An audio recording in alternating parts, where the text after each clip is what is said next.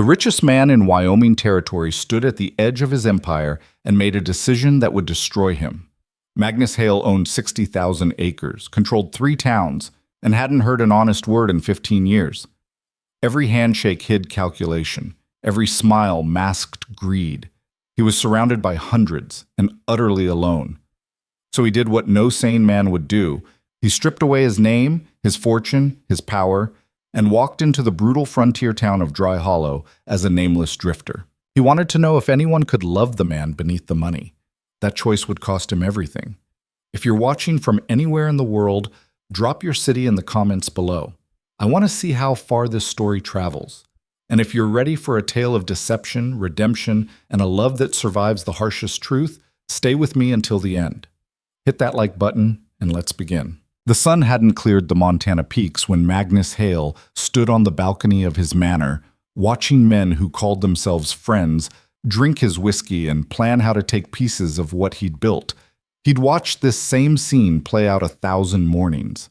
Different faces, same hunger.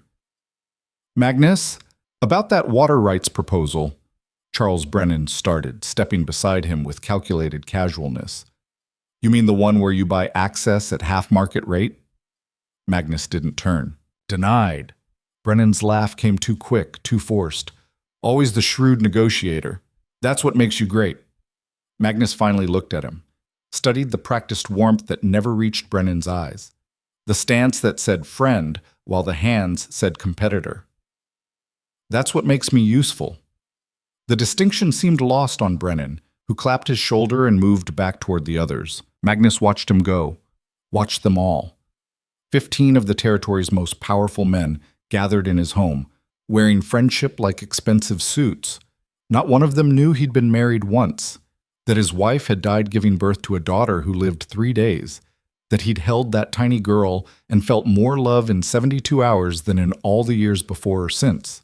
They didn't know because he'd never told them. And he'd never told them because somewhere along the way, he'd learned that truth was currency, and he was too wealthy to spend it carelessly. "Mr. Hale." His head of household, William, appeared at his elbow. "The surveyor is here with the northwestern boundary reports." "Send him away." William blinked. "Sir?" "All of them. Send them all away." Magnus turned from the balcony. "I'm leaving." "Leaving? For how long?" Magnus looked at the older man who'd served him faithfully for 12 years and realized he couldn't remember a single personal conversation they'd ever had. "I don't know." 3 weeks later, a man who called himself Caleb walked into Dry Hollow with nothing but the clothes on his back and the kind of bone-deep weariness that came from sleeping rough. He'd left everything behind: the tailored suits, the fine horses, the accounts that could buy this entire town twice over. He'd kept only enough to survive if things went badly wrong, hidden carefully away. Everything else stayed in Montana, managed by lawyers with strict instructions. Dry Hollow squatted in the Wyoming Badlands, like a mistake someone forgot to correct. 24 buildings hunched against the wind, weathered gray as the rocks that surrounded them. The main street was packed dirt that turned to soup when it rained and dust when it didn't. From what Caleb could see, it mostly didn't. He'd chosen this place specifically. Remote enough that his name meant nothing. Poor enough that money was scarce and suspicion was common. The kind of place where a stranger was unwelcome until he proved otherwise, and sometimes not even then. The saloon occupied the largest building on the main street, which wasn't saying much.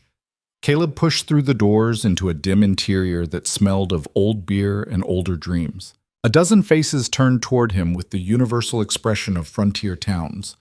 "Who are you, and what do you want?" "Help you?" The bartender was a thick-shouldered man with a scar running from his ear to his collar. "Work." Caleb moved to the bar. "If there's any to be had." "Work." The bartender said it like he was tasting something sour. "You got skills?" "I can swing a hammer, lift what needs lifting." "So can every other desperate fool who drifts through here." The bartender wiped a glass that didn't look any cleaner for the effort. "What makes you different?" Caleb met his eyes. "Nothing. I'm just asking." Something in that answer shifted the air slightly.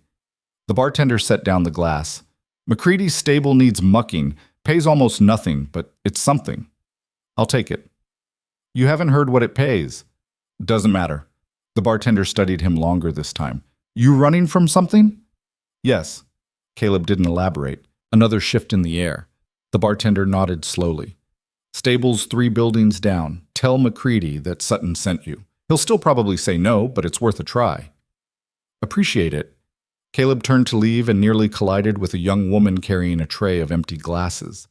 She was Chinese, maybe 20, with black hair pulled back severe and simple. Their eyes met for a fraction of a second, hers widening slightly in surprise, his registering her presence just in time to step back. Sorry, he said. She didn't respond, just moved past him toward the bar, her face carefully blank. But Caleb noticed the way Sutton's expression changed when he looked at her. Not cruel exactly, but not kind either. Transactional. She don't speak English, Sutton said, catching Caleb's glance. Or if she does, she's never bothered to prove it. Her father runs the laundry. She works here to help pay his debts. He said it casually, the way someone might mention the weather. Caleb nodded and left, the girl already dismissed from Sutton's attention. But he remembered the brief moment when their eyes had met. There'd been intelligence there. And something else. Wariness, maybe. Or recognition of a fellow outsider. McCready was a bantam rooster of a man who looked at Caleb like he was something unpleasant stuck to his boot. Sutton sent you? Yes, sir. Don't call me sir. Makes me think you want something. McCready spat tobacco juice into the dirt. You ever worked horses? Some? Some. McCready snorted. You know the difference between a fetlock and a hock? Yes. Show me your hands. Caleb held them out. They were harder than they used to be. He'd spent the last 3 weeks deliberately roughening them, taking on manual labor as he traveled. But they weren't the hands of a man who'd spent his life in hard work, and McCready's eyes narrowed as he examined them. You ain't no ranch hand. Never said I was. What are you then? Caleb considered his answer carefully. Someone who needs work. McCready spat again, considering. I can pay you in food and a place to sleep in the stable loft. Maybe a few coins when I have them. Works hard and the hours are long. You'll be shoveling horse shit and hauling water and anything else I need done. And if I catch you stealing, you won't. If I catch you stealing, McCready continued as if Caleb hadn't spoken, I'll make sure you regret it. We clear? Clear. Start now. There's a shovel in the tack room. McCready turned away, then paused. What do I call you? Caleb. That your real name? Caleb looked at him steadily. It's what you can call me. McCready grunted and walked away. Caleb found the shovel and got to work. The first week nearly broke him. Magnus Hale had built an empire through intelligence, strategy, and the ability to outthink his competitors. But intelligence didn't make mucking stalls easier. Strategy didn't stop his back from screaming after 10 hours of hauling water. And the ability to outthink people meant nothing when the work was simple, brutal, and endless. By the 3rd day, his hands had blistered open. By the 5th, they'd started to callous. By the 7th, he could barely lift his arms above his shoulders. He lived in the stable loft on a pile of straw that poked through the thin blanket McCready had tossed him. He ate twice a day. Breakfast was coffee and whatever bread McCready's wife sent. Dinner was stew that was mostly water with occasional chunks of something that might have been meat once. He fell asleep the moment he lay down and woke when the first light hit the loft window. It was exactly what he'd wanted. No one here knew him. No one cared about his opinions on territorial politics or railroad expansion or water rights. No one pretended to be his friend while calculating how to use him. He was just Caleb, the drifter who mucked stalls and kept his mouth shut. The invisibility should have been liberating. Instead, it was its own kind of prison. On the 8th day, he was hauling water from the town pump when he saw her again, the Chinese girl from the saloon. She stood beside a man who had to be her father, same features, same careful blankness in the face. They were loading baskets of clean laundry onto a small cart. The father noticed Caleb first. His expression didn't change, but something in his posture shifted, protective. The girl followed his gaze, and again, just for a moment, her eyes met Caleb's. This time, he nodded slightly. Acknowledgement. Nothing more. She didn't respond, but she didn't look away immediately either. You. McCready's voice cracked across the distance. Water don't haul itself. Caleb picked up the buckets and moved on. But he filed the moment away, studied it. In his old life, he would have thought about the tactical advantages of making contact with other outsiders in the town, the potential alliances, the useful information that might be gathered. Now, he just thought about the brief flicker of something in her eyes that might have been curiosity. The town of Dry Hollow operated on a simple economy. Those with money bought what they needed, those without traded labor or goods. And everyone understood their place in the hierarchy. Caleb existed at the bottom of that structure, and he found he didn't mind. There was a strange freedom in having nothing, being nothing, expecting nothing. But freedom didn't mean acceptance. You're in my spot, and... The voice came from behind him as Caleb sat on the edge of the horse trough, eating the heel of bread that constituted his breakfast. He turned to find 3 men standing there. The speaker was young, maybe 25, with the kind of face that suggested he'd been handsome before life on the frontier had started carving it up. His companions flanked him with the casual menace of men who'd done this before. "Didn't know it was claimed." Caleb stood slowly, no sudden movements. "Everything in this town is claimed." The young man stepped closer. "Question is whether you're smart enough to learn the rules." Caleb recognized the dynamic instantly. Every community had them, young men with just enough power to be dangerous, not enough to be truly secure. They established dominance through confrontation, testing newcomers to see who would submit and who would resist. In his old life, Magnus would have bought them off or crushed them with a word to the right authority. As Caleb, he had neither option. "Not looking for trouble," Caleb said evenly. "Nobody ever is." The young man's smile didn't reach his eyes. "But trouble finds people anyway, especially drifters who don't belong." "Jack." The voice was quiet, but it carried. Caleb glanced past the 3 men to see the Chinese girl standing there, holding a basket of laundry. "Mr. Sutton wants you." Jack turned, his expression shifting through annoyance to something uglier. "I'm busy, Leanne." So that was her name, Leanne. He said, "Now." She didn't raise her voice, but something in her tone suggested she wasn't going to budge. Jack stared at her for a long moment, and Caleb saw the calculation happening. Whatever authority Sutton held in this town, it was enough to make Jack reconsider his current entertainment. He spat in the dirt near Caleb's feet. "We'll finish this later." He and his companions walked away. Leanne watched them go, then turned to Caleb. For the first time, she looked at him directly, really looked at him. Her eyes were dark brown, intelligent, and utterly unreadable. "Thank you," Caleb said. She hesitated, and for a moment he thought she might actually speak. Instead, she simply nodded once and walked away, her footsteps quiet in the dust. Caleb watched her go, a dozen questions forming. Had Sutton really sent for Jack, or had she invented the summons? Why would she intervene for a stranger? What had she seen in those brief encounters that made her decide he was worth the risk? But the questions would have to wait. McCready was already shouting for him, and there was work to be done. The next time he saw Leanne, it was late afternoon. He'd been sent to deliver a repaired saddle to the saloon, and she was outside sweeping the wooden walkway with methodical precision. When she saw him, she paused, then disappeared inside. Caleb delivered the saddle to Sutton, who grunted acknowledgement and waved him away. As he left, he found Leanne standing by the door, holding a tin cup of water. She held it out to him. Caleb stared at the cup, then at her face. The gesture was simple, but its meaning in this context was significant. Water wasn't free on the frontier. Every drop had to be hauled from the pump or the creek. Offering it to a stranger, to someone at the bottom of the social hierarchy, was a statement. "Thank you," he said again, taking the cup. She nodded. Still no words. But when their fingers brushed during the exchange, she didn't pull away immediately. The contact lasted a fraction of a second longer than necessary. Caleb drank the water. It was cool and clean and tasted better than anything he'd had since arriving in Dry Hollow. He handed back the cup, and their eyes met again. This time, the wariness he'd seen before had shifted slightly. Not trust exactly, but maybe the beginning of something like it. "I'm Caleb," he said quietly. "Leanne."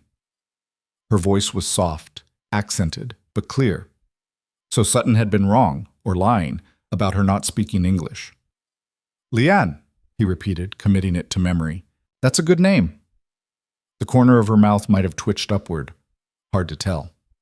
Then she turned and went back inside, taking the cup with her. Caleb stood there for a moment, processing.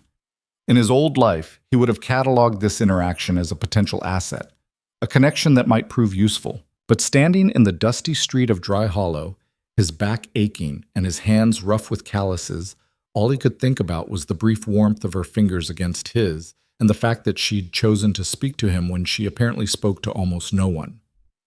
You coming, or are you going to stand there all day? McCready's voice shattered the moment. Caleb turned and headed back to work. But something had shifted. In a town where he was invisible, unwanted, and dismissed, one person had seen him as human enough to deserve water. It was such a small thing. It felt enormous. Grand. Over the following days, a pattern developed. Not planned, not discussed, just happening. Each morning, when Caleb hauled water from the town pump, Lian would be there with her father, loading laundry. They didn't speak, barely acknowledged each other. But there was recognition now, a slight nod, the briefest meeting of eyes. And each evening, when Caleb's work brought him anywhere near the saloon, Lian would appear with that same tin cup, sometimes water. Once, coffee. Another time, what might have been broth. She never spoke. Neither did he, beyond quiet thanks. But the ritual established itself with the weight of something significant. Magnus had spent 15 years surrounded by people who never stopped talking. Every conversation was negotiation, every word calculated for effect. In all that noise, he'd never experienced anything like this. Communication stripped down to its essence, the simple, repeated acknowledgement of one person's existence by another. On the 12th day, Jack and his friends caught Caleb alone behind the stable. Thought we had an understanding, Jack said, circling like a predator. Thought you were going to learn your place. Haven't caused any trouble, Caleb replied, keeping his voice level. See, that's where you're wrong. Jack stepped closer. You existing here is trouble. You taking work that could go to someone who belongs. His voice dropped to something uglier. Sniffing around where you got no business. Caleb understood immediately. Someone had seen the exchanges with Lian. Someone had talked. And now Jack, who probably had his own designs on the quiet Chinese girl who couldn't or wouldn't say no, had decided to establish dominance the old-fashioned way. Not sniffing around anywhere, Caleb said. Just trying to work. Liar. Jack shoved him, hard enough to make him stumble. I've seen you, watching her. Probably thinking just because she's Chinese, she's... Don't. The word came out harder than Caleb intended. Sharper, with an edge of authority that he immediately regretted. Jack's eyes narrowed. Don't? You giving me orders now? The other two moved in closer. Caleb calculated his options rapidly. He'd had training, gentlemen's boxing, some wrestling. But that had been years ago, and these were men who'd grown up fighting for real stakes. If this turned physical, he'd lose. Badly. No orders, Caleb said carefully. Just asking you not to talk about her that way. You're asking. Jack's laugh was ugly. Like you got any right to ask anything. The first punch caught Caleb in the ribs, driving the air from his lungs. He doubled over and the second one clipped his jaw, snapping his head sideways. He went down hard, tasting copper. Stay down, Jack advised, and stay away from what isn't yours. Through the ringing in his ears, Caleb heard them leave. He lay there for a while, cataloging the damage. Ribs bruised, maybe cracked, jaw would swell, split lip. Nothing permanent, but enough to hurt for days. Slowly, carefully, he pushed himself up. His vision swam, cleared. And there, standing at the corner of the stable, was Lian. Her face was pale. Her hands clenched the handle of her basket so tight her knuckles had gone white. She'd seen it, all of it. Caleb tried to stand fully and his ribs screamed protest. He got halfway up before his knees wavered. And then she was there, her small hand under his elbow, supporting him with surprising strength. I'm all right, he started to say. No. The word was quiet but firm. You're not. She helped him to a water barrel behind the stable, helped him sit. Disappeared and returned a minute later with a wet cloth. Without asking permission, she started cleaning the blood from his face with gentle, efficient movements. Caleb sat very still, partly because moving hurt, but mostly because he couldn't remember the last time anyone had touched him with simple kindness. Not wanting something, not calculating an advantage, just caring. "Why?" he asked finally. Her hands paused. "Why what? Why do this? The water. This? I'm nobody." Leon resumed cleaning his split lip. "Everybody is somebody." The simplicity of the statement hit harder than Jack's fists. In his world, his real world, people were assets or obstacles, allies or enemies. Nobody was just somebody. "Thank you," he said quietly. She nodded, finishing her work. The cloth was stained red. She'd have to dispose of it carefully or explain the blood. Just one more risk she was taking for a stranger. "Jack is..." She paused, searching for words. "His father owns things, has power. He thinks that means he owns people too. And you?" Her eyes met his. "Nobody owns me." Caleb believed her. There was steel in that quiet voice, steel in the straightness of her spine, the steadiness of her gaze. She might be poor, might be dismissed by most of this town, might work long hours to pay her father's debts, but she wasn't broken, wasn't owned. "You should go," she said, standing, "before someone sees." "Will you get in trouble for helping me?" Something flickered across her face. "Probably." "Then don't..." "I already did." She picked up her basket. "And I would do it again." She walked away before he could respond, her footsteps quiet and quick. Caleb watched her go, feeling something crack open in his chest that had been sealed shut for years. In Montana, he'd been surrounded by hundreds of people and utterly alone. Here in Dry Hollow, dismissed and beaten, he'd just experienced the most honest human connection of his adult life. The irony wasn't lost on him, but neither was the danger. Jack had made his position clear. The next time might be worse. And Leon was now caught in the middle of something that had nothing to do with her and everything to do with the toxic hierarchies of frontier masculinity. Magnus Hale would have solved this with money or power or influence. But Caleb had none of those things. He only had the truth of who he was in this moment, a nobody, a drifter, a man with nothing to offer except gratitude and a growing determination not to let her kindness be punished. It would have to be enough. That night, sleeping in the stable loft with his ribs aching and his jaw swollen, Caleb stared at the ceiling and wondered what the hell he was doing. The experiment had been simple in concept: live as a poor man, see if anyone valued him for himself rather than his wealth. Learn what real human connection felt like. He'd found it. In the last place he expected, with the last person who should have cared, and now he had to protect it without revealing that he had the power to buy this entire town twice over. The lie he was living suddenly felt heavier than it had before. In the darkness, Caleb made a decision. He couldn't tell her the truth, not yet, maybe not ever. But he could stay. He could work. He could prove through actions rather than words that her kindness hadn't been wasted on someone unworthy. And if Jack came for him again, he'd take the beating. Because the alternative, revealing who he really was and losing the one authentic connection he'd found, was worse than any physical pain. The tin cup sat on a shelf near his makeshift bed, where he'd placed it after she'd given him water that first time. Just a simple cup, dented and worn, worth nothing in any monetary sense.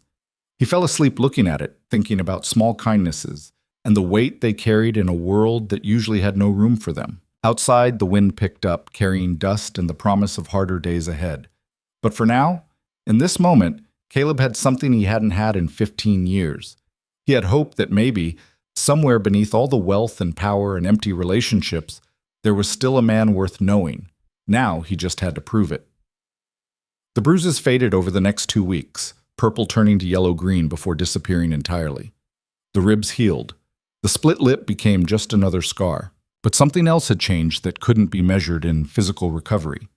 Every morning, Caleb rose before dawn and worked until his muscles screamed. He mucked stalls with precision, hauled water until his shoulders burned, mended fences in the brutal sun.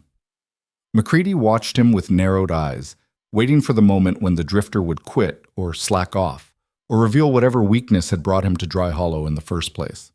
That moment never came. "You're either the most dedicated stable hand I've ever had," McCready said one morning, watching Caleb repair a broken gate hinge, "or the most desperate." "Can't it be both?" Caleb didn't look up from his work. McCready grunted something that might have been approval. "Jack Brennan's been asking about you." Caleb's hand stilled for just a fraction of a second. "What's he want to know? Where you came from? What you're running from? Why you're still here after he made it clear you weren't welcome?" McCready spat tobacco juice. "I told him I don't know, and I don't care long as you do your work." "Appreciate that." "Don't." McCready's voice was hard. "I'm not protecting you. I'm protecting my stable. You bring trouble to my door, you're gone. Clear?" "Clear."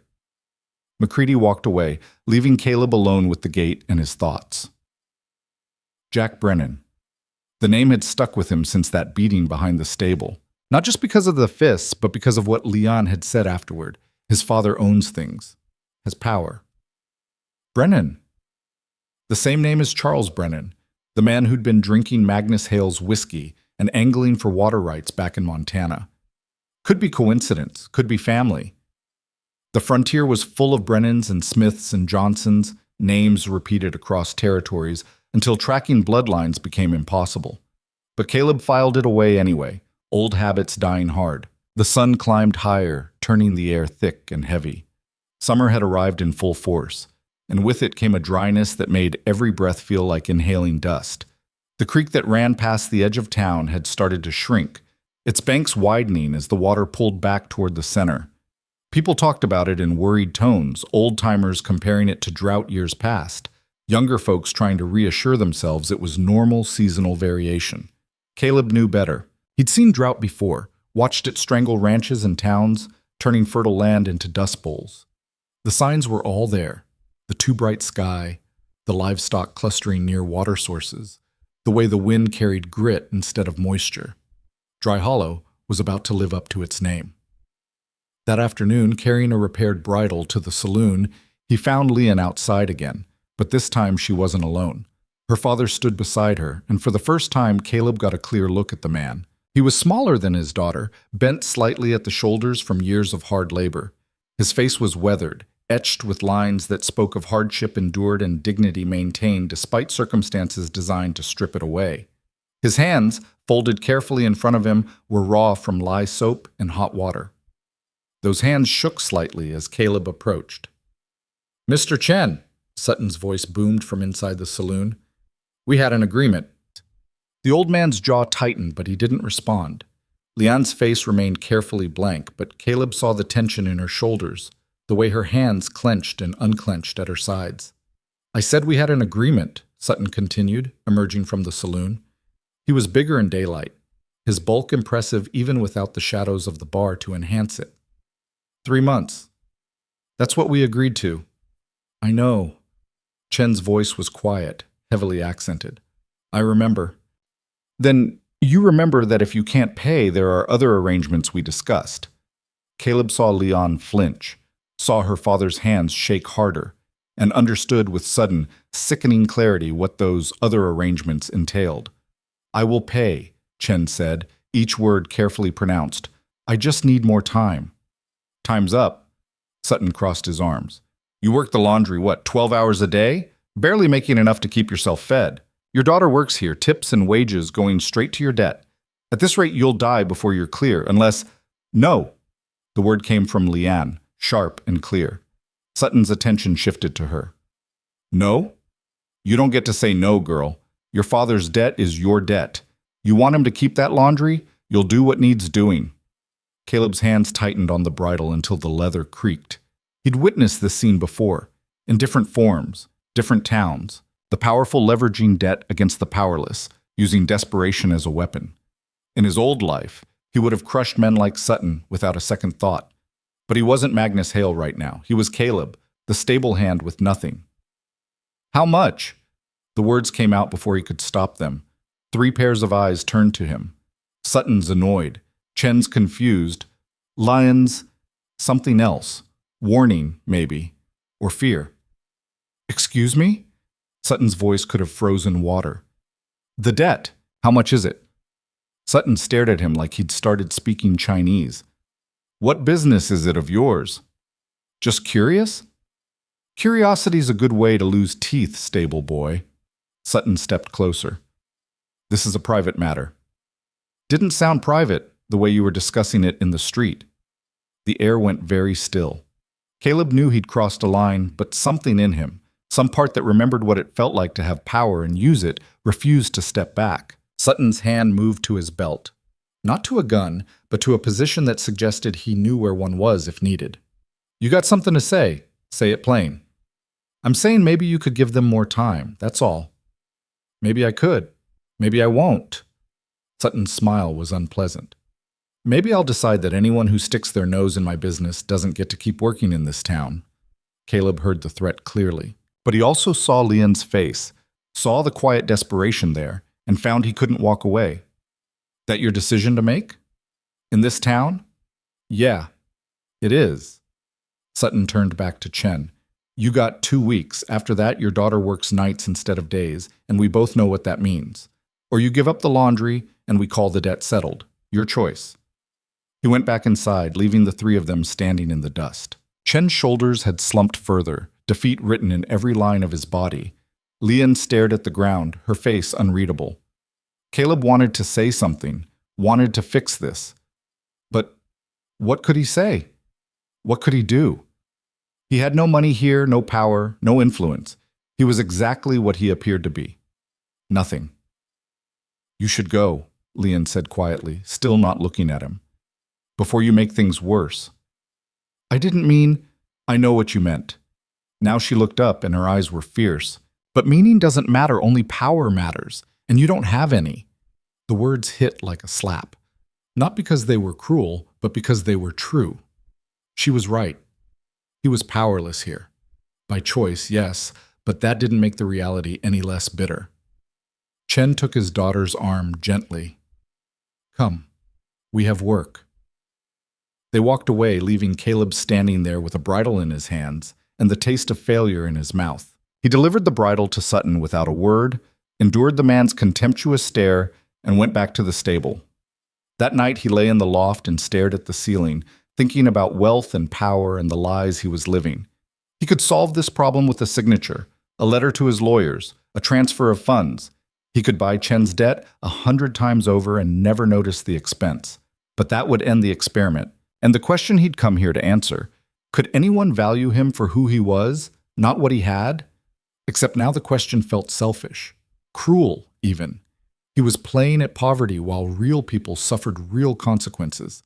Chen would lose his business or his daughter's dignity. Leon would be forced into a situation that would destroy something essential in her. And Caleb would lie in this stable loft, pretending to be powerless, while actual power sat in accounts he could access any time. The weight of that truth pressed down until he could barely breathe. Somewhere in the distance, a coyote howled. The sound was lonely and lost, perfectly capturing how Caleb felt in that moment. Morning came without answers. He worked through the day in a fog, his mind turning over the problem from every angle. By evening, he'd made a decision. Not a good one, maybe not even a smart one, but the only one he could live with. He would help them, not with Magnus Hale's money, but with Caleb's labor. He'd work extra hours, take odd jobs, earn whatever he could and give it to Chen. It wouldn't be enough to clear the debt in 2 weeks, probably wouldn't be enough in 2 months, but it would be something. It would be honest. It would be real. The next morning, he approached Chen's laundry before dawn. The old man was already working, steam rising from the vats of boiling water, his movements practiced and efficient despite the early hour. Mr. Chen. The old man looked up, startled. When he saw Caleb, his expression closed off. You should not be here. I want to help. You cannot help. You have nothing. Chen said it matter-of-factly, without judgment. I can work. I can earn money. And what? You think your stable wages will clear my debt? Chen shook his head. You are kind, but kindness does not pay what I owe. Maybe not. But it's something. Chen studied him for a long moment. Why? Why do you care what happens to us? It was a fair question. Caleb considered his answer carefully. Because your daughter gave me water when no one else saw me as worth the effort. Because in this whole town, she's the only person who treated me like a human being. And because what Sutton's doing is wrong. Wrong. Chen's laugh was bitter. Wrong is everywhere. Being right does not fill stomachs or pay debts. No, but it matters anyway. Something shifted in Chen's face. Not hope exactly, but maybe a crack in the resignation. You are a strange man, Caleb. I do not understand you. That's fair. I don't always understand myself. Chen turned back to his work, but he didn't send Caleb away. They stood in silence for a moment, steam rising between them. There is a man, Chen said finally.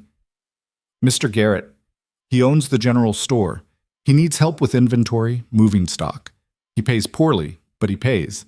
If you work for him in the evenings, after your stable work, I'll do it. It will not be enough. It's more than nothing. Chen nodded slowly. Yes, it is more than nothing. Caleb left as the sun started to break over the horizon, its light pale and weak. He went straight to the general store and found Garrett opening up, a heavy-set man with kind eyes and tired shoulders. Help you? Garrett asked. Chen said you might need someone for inventory work, evenings. Garrett's eyebrows rose. Chen sent you? Yes, sir. Huh. Garrett studied him. You know why he sent you? I know about his debt. Do you now? Garrett's expression was unreadable. And you think working a few hours a week for pennies is going to make a difference? Has to be worth trying. Garrett was quiet for a long time. Then, I can pay you $3 a week, 3 hours each evening, Monday through Saturday. Work's boring, counting stock, organizing shelves, hauling boxes. You miss a day, you're done. You steal anything, even a penny candy, and I'll make sure every business in 3 territories knows your name. We clear? Clear? Start tonight, 6 o'clock sharp. Caleb nodded and turned to leave, but Garrett's voice stopped him. Hey, stable boy. Sir? What Chen and his daughter are going through. Sutton's not the only one with that kind of arrangement in this town. But he's the most ruthless about it. You're picking a fight you can't win. Not trying to fight, just trying to help. Garrett's smile was sad. Sometimes there's no difference. The work at the general store was exactly as boring as promised. Counting cans of beans, organizing bolts of fabric, hauling 100-pound sacks of flour from the back room to the shelves. Caleb's body, already exhausted from 12 hours at the stable, screamed protest. He ignored it. $3 a week. It was almost nothing against Chen's debt. But it was honest money, earned through honest work, given freely without expectation of return. It was the opposite of everything Magnus Hale represented. It felt right in a way nothing had felt right in years. By the end of the first week, Caleb had exactly $3.60, the 3 from Garrett, plus 60 cents McCready had grudgingly paid for extra work. He found Chen at the laundry and held out the money. Chen stared at the coins like they were something dangerous. I cannot take this. It's not charity. It's payment toward the debt. You do not owe me anything. No, but I owe your daughter for treating me like I mattered. This is how I pay that debt. Chen's hands trembled as he took the money. This will not save us. Probably not, but it's a start. That evening, Lian appeared at the stable with the tin cup. But this time, when she handed it to him, her fingers lingered against his for just a moment longer than necessary. Thank you, she said quietly. For what? For seeing us. Her eyes met his, and in them Caleb saw something that made his chest ache. Not love, not yet, but recognition. The acknowledgement of one isolated soul by another. Most people look right through us, like we are not real. You're real, Caleb said, more real than most people I've known. She smiled then, just a small curve of her lips, but it transformed her face. For a moment, the careful blankness fell away, and he saw who she really was beneath the armor.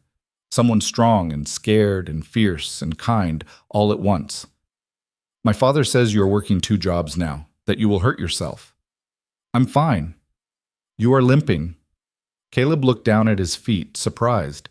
He'd pulled something in his left leg hauling flour sacks, but he hadn't realized it was visible. It's nothing. It is not nothing. She set down the cup, and before he could protest, she was kneeling, her hands gentle but firm on his calf, feeling for the injury. Here, you have strained the muscle.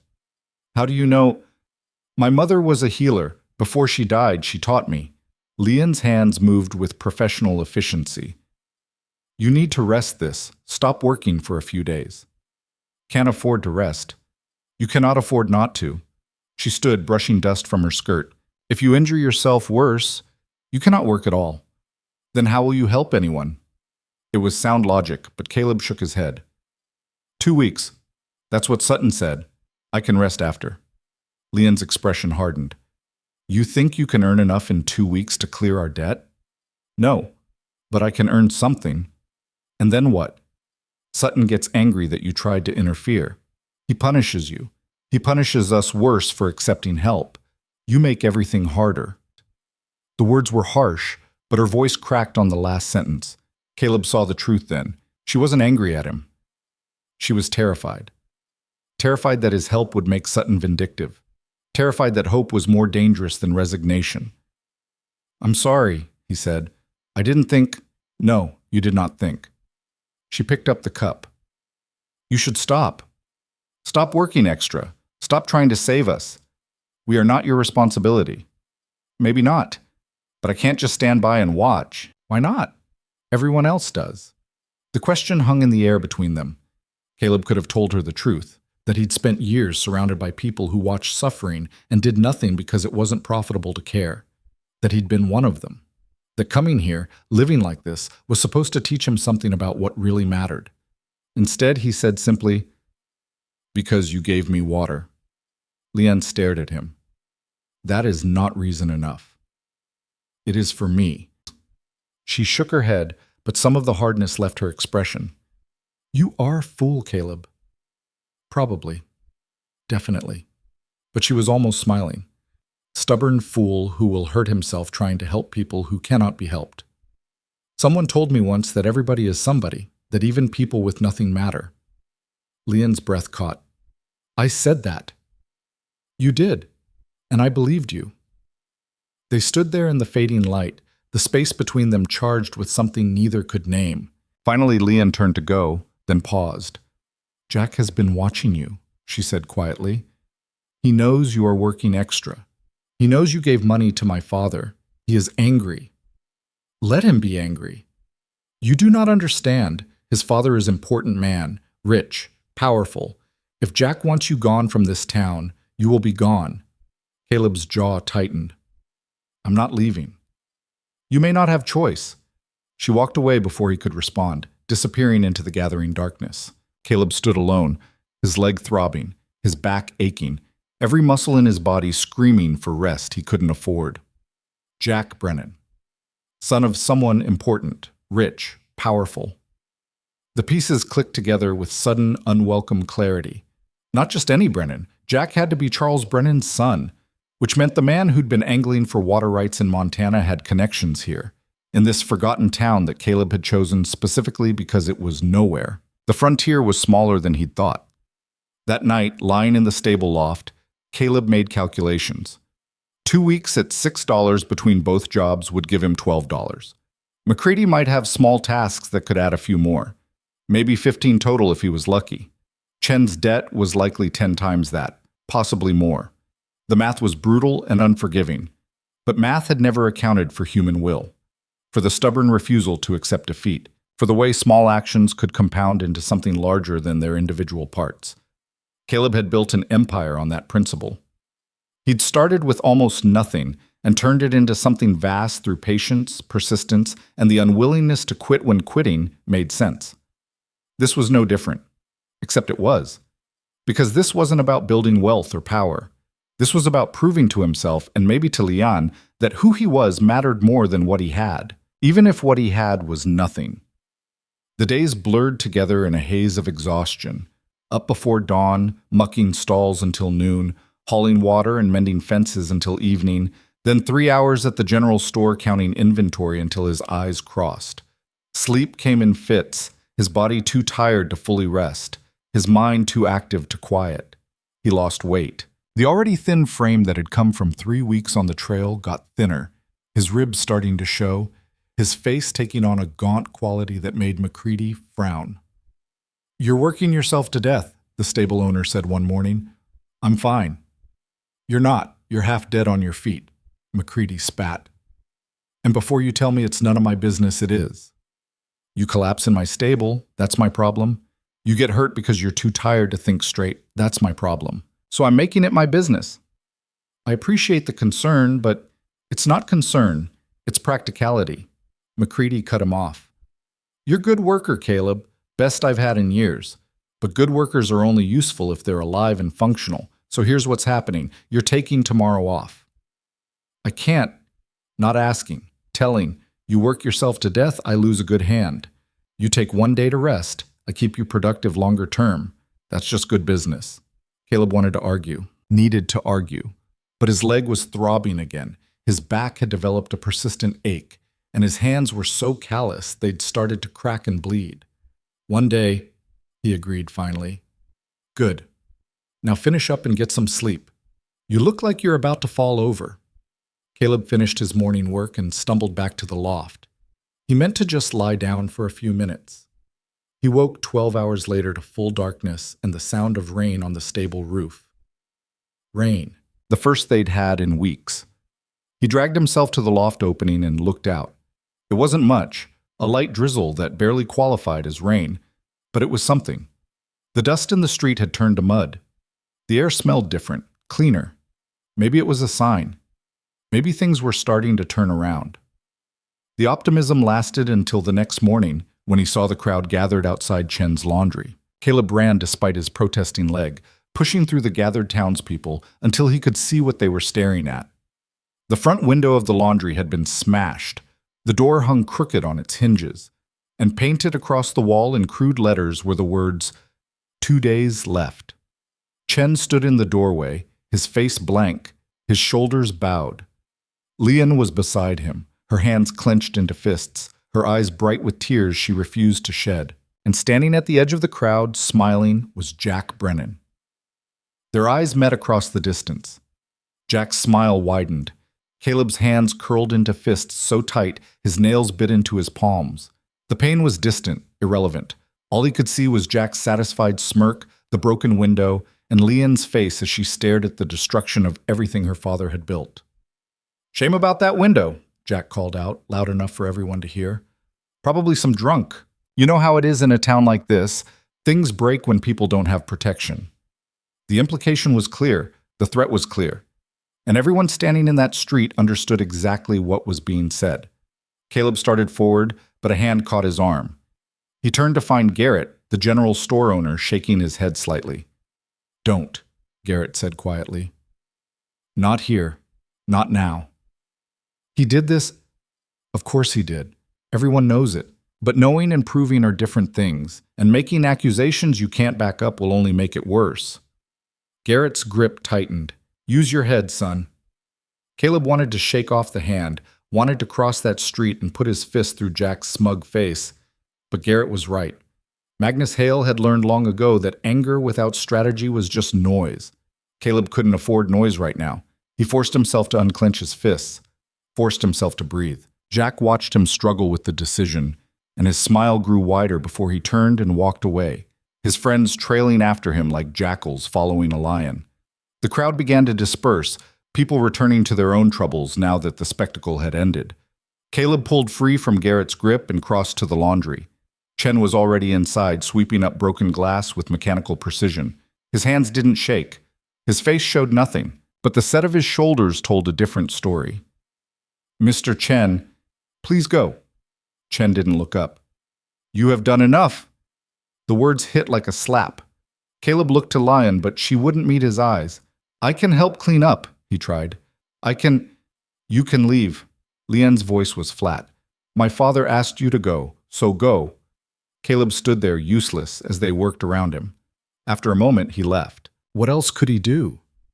Force his help on people who'd made clear they didn't want it? Stand there and watch them suffer while he did nothing? He walked back toward the stable, his mind racing. 2 days. Jack had given them 2 days, which meant Sutton's deadline was close. Maybe Jack was working with Sutton. Maybe they'd planned this together, destroy Chen's business, so he'd have no choice but to give it up, Send Leanne to work nights at the saloon where men like Jack could. Caleb stopped walking. His stomach turned over. That was the plan. That had always been the plan. The debt was just the mechanism. Chen could never have paid it. Not really. Sutton knew that. Jack knew that. They'd been patient, letting Chen struggle and fail so that when the inevitable came, it would look like business, like consequences, like Chen's own fault for borrowing money he couldn't repay. And Leon would pay the price. Magnus Hale could stop this with a telegram. One message to his lawyers and Chen's debt would disappear. The laundry would be saved, Leon would be safe. All it would cost was the truth. Caleb stood in the middle of the street, dust swirling around his boots, and faced the choice he'd been avoiding since the moment he'd seen Leanne's kindness. Keep the lie and watch her suffer, or break his cover and lose the one authentic connection he'd found in 15 years. The mathematics were simple. The morality was clear. But the weight of the decision made his legs weak. He thought about his wife, dead 17 years now. Thought about the daughter he'd held for 3 days before losing her too. Thought about the way grief had hollowed him out and filled the empty space with wealth and power and the kind of loneliness that came from never letting anyone see the wound. If he revealed himself now, he'd lose Leanne. She'd see him as every other person in his life saw him, as money and influence and usefulness. The quiet girl who'd given him water would disappear, replaced by someone calculating the advantage of knowing Magnus Hale. But if he stayed silent, she'd be destroyed. There was no good choice. There was only the choice he could live with. Caleb walked to the telegraph office. The operator was a nervous man named Walsh, who looked up with barely concealed suspicion when Caleb entered. Strangers using the telegraph always drew attention, and Caleb had been careful to avoid it until now. "Need to send a message," Caleb said. "Where to?" "Helena, Montana, the law offices of Pritchard and Stone." Walsh's eyebrows rose slightly. Fancy lawyers for a stable hand. But he pulled out a message form without comment. "What's the message?" Caleb hesitated. Once he sent this, there was no taking it back. The money would flow, questions would be asked, and eventually someone would connect Caleb the Drifter to Magnus Hale the cattle baron. But he thought of Leanne's face, the tears she refused to shed, and the words came. Wire funds to clear the debt of Chen Wei, Dry Hollow, Wyoming. Amount not to exceed $200. Donor to remain anonymous. Send confirmation when complete. Walsh wrote it down, his hand moving slower as the implications sank in. He looked up at Caleb with open curiosity now. $200 is a lot of money. Just send it. Cost you $3 for the telegram. Caleb reached into his pocket and pulled out the money he'd been saving for Chen. 2 weeks of brutal work. He laid it on the counter. Send it today. Who's paying for this? Who do I tell the lawyers? Anonymous donor. That's all they need to know. Walsh stared at the money, then at Caleb. You know what people are going to think? Strange drifter suddenly wiring $200 through lawyers? They're going to ask questions. Let them ask. If Sutton finds out, he won't, unless you tell him. Caleb met Walsh's eyes. Are you going to tell him?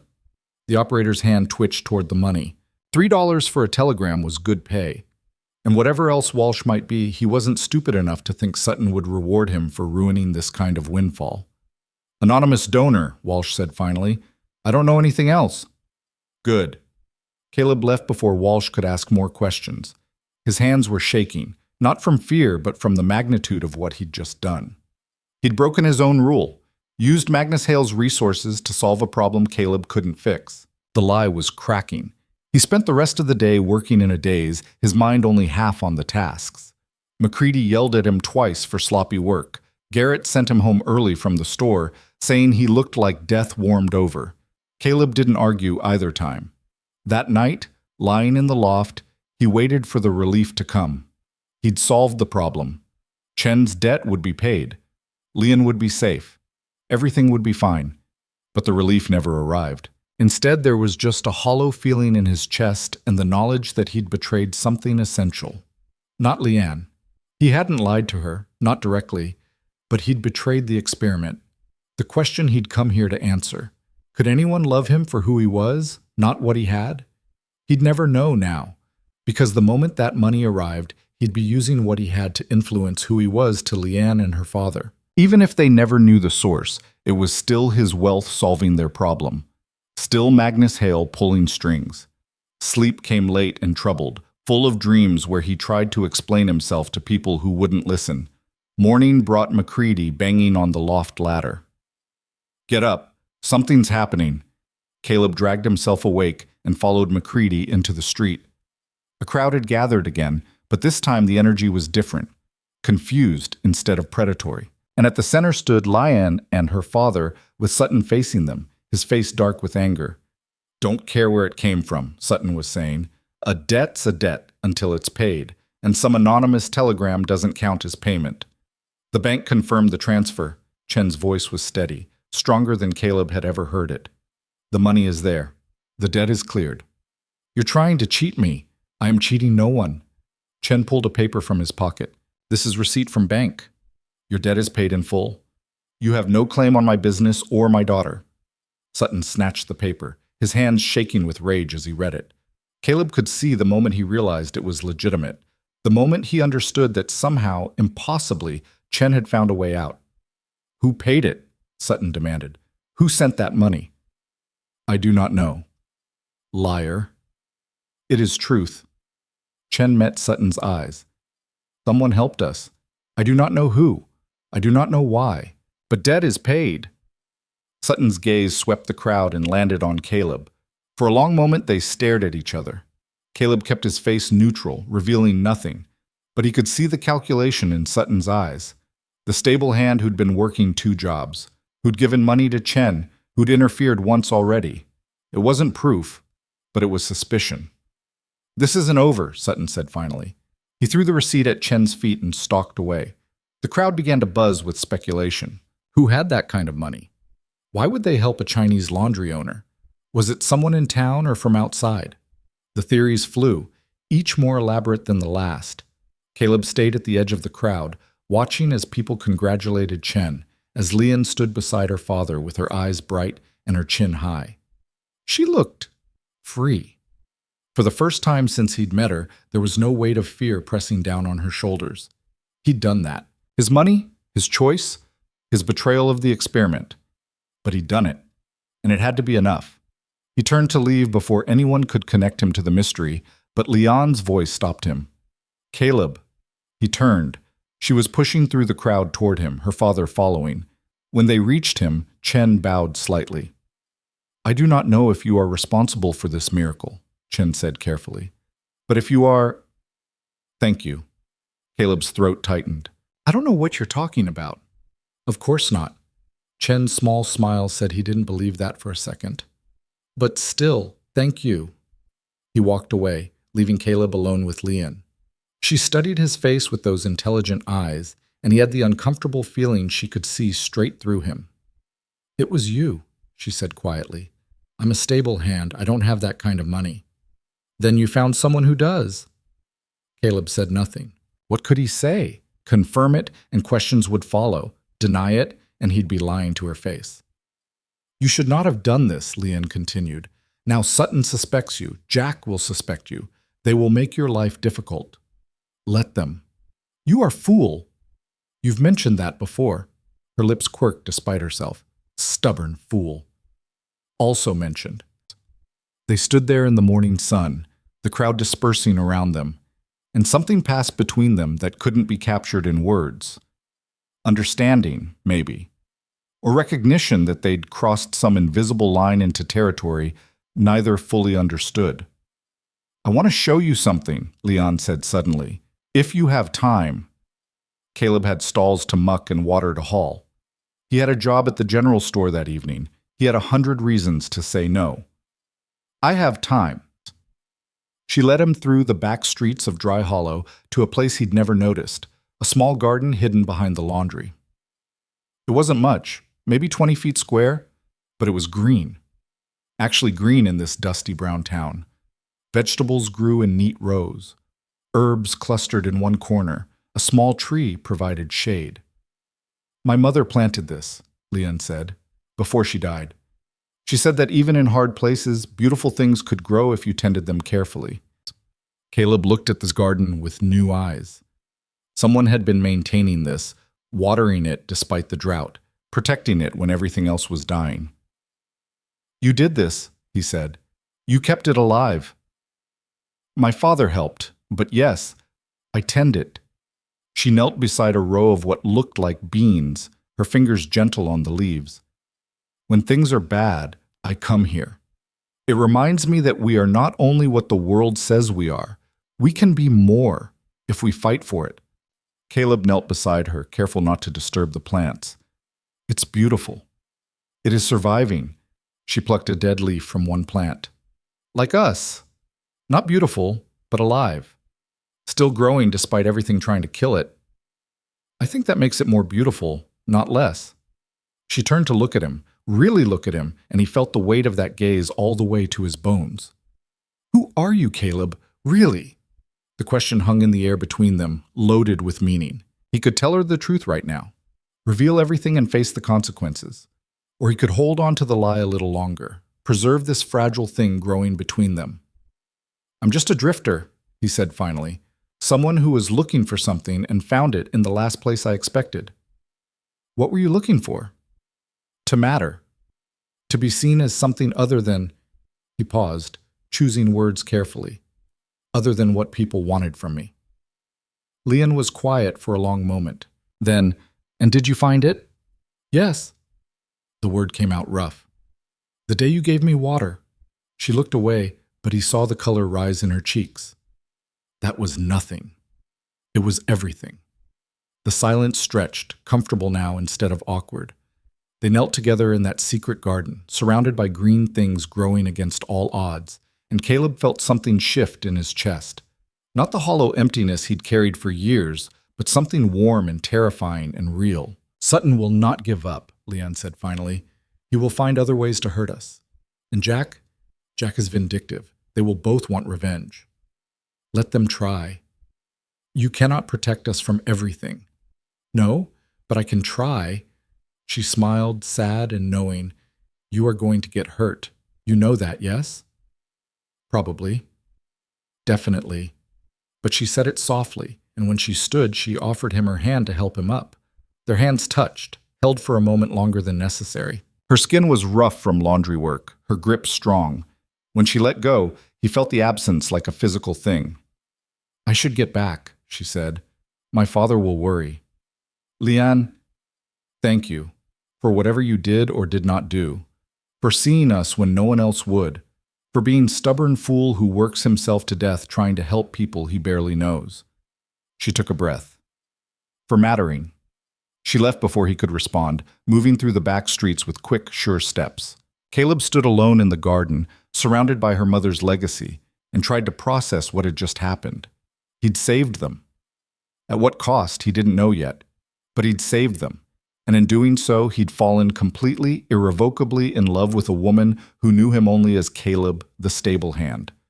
A woman who'd thanked him for being someone who mattered, never knowing he was one of the wealthiest men in the territory. The irony would have been funny if it didn't hurt so much. He made his way back to the stable, his mind churning. The money was sent, the debt was paid. But Leon was right. Sutton and Jack wouldn't just accept defeat. They'd probe, they'd investigate, and eventually they might find the truth. And when they did, everything would collapse. That afternoon, McCready called him into the tack room. The older man's expression was grave. "Had a visitor this morning, Charles Brennan." Caleb's blood went cold. "Jack's father." "The same. Big rancher from Montana, got holdings all through the territory. Rich as Midas and twice as ruthless." McCready spat. "He was asking about you." "What did he want to know?" "Where you came from, how long you'd been here, whether you had money hidden somewhere." McCready's eyes narrowed. "Whether you were really who you claimed to be." Caleb forced himself to stay calm. "What did you tell him?" "Told him you were a good worker who showed up with nothing and worked hard for what little you earned, that you slept in my stable and ate my scraps, and I'd never seen you with more than a few coins to your name." McCready paused. "That was true, wasn't it?" "Yes." "But?" Caleb met his eyes. "But nothing. That's the truth." McCready studied him for a long moment. Charles Brennan doesn't care about stable hands. He cares about threats to his interests. His boy Jack has been complaining about some drifter interfering in his business. And now mysteriously, right after you start working 2 jobs to help Chen, a telegram arrives from Montana with enough money to clear Chen's debt. Coincidence? Horseshit. McCready's voice was flat. I don't know what game you're playing, Caleb, but you've got the attention of dangerous men. Brennan suggested I fire you, suggested it strongly. Caleb's jaw tightened. Are you going to? Should I? That's not an answer. No, it's a question. McCready crossed his arms. You've been a good worker, better than good. But I've got a business to run and a family to feed. If keeping you means making an enemy of Charles Brennan, he left the sentence hanging. Caleb understood the calculation perfectly. 1 drifter against the combined weight of Brennan's wealth and influence. It was no contest. I understand, Caleb said quietly. Do you? Because I don't think you do. McCready's expression softened slightly. Brennan also said if I fired you, he'd throw some business my way. Contract to stable his horses when he's in town, recommend me to his associates. Could mean real money for me. Then you should take it. I should. McCready nodded. But I'm not going to. Caleb blinked. What?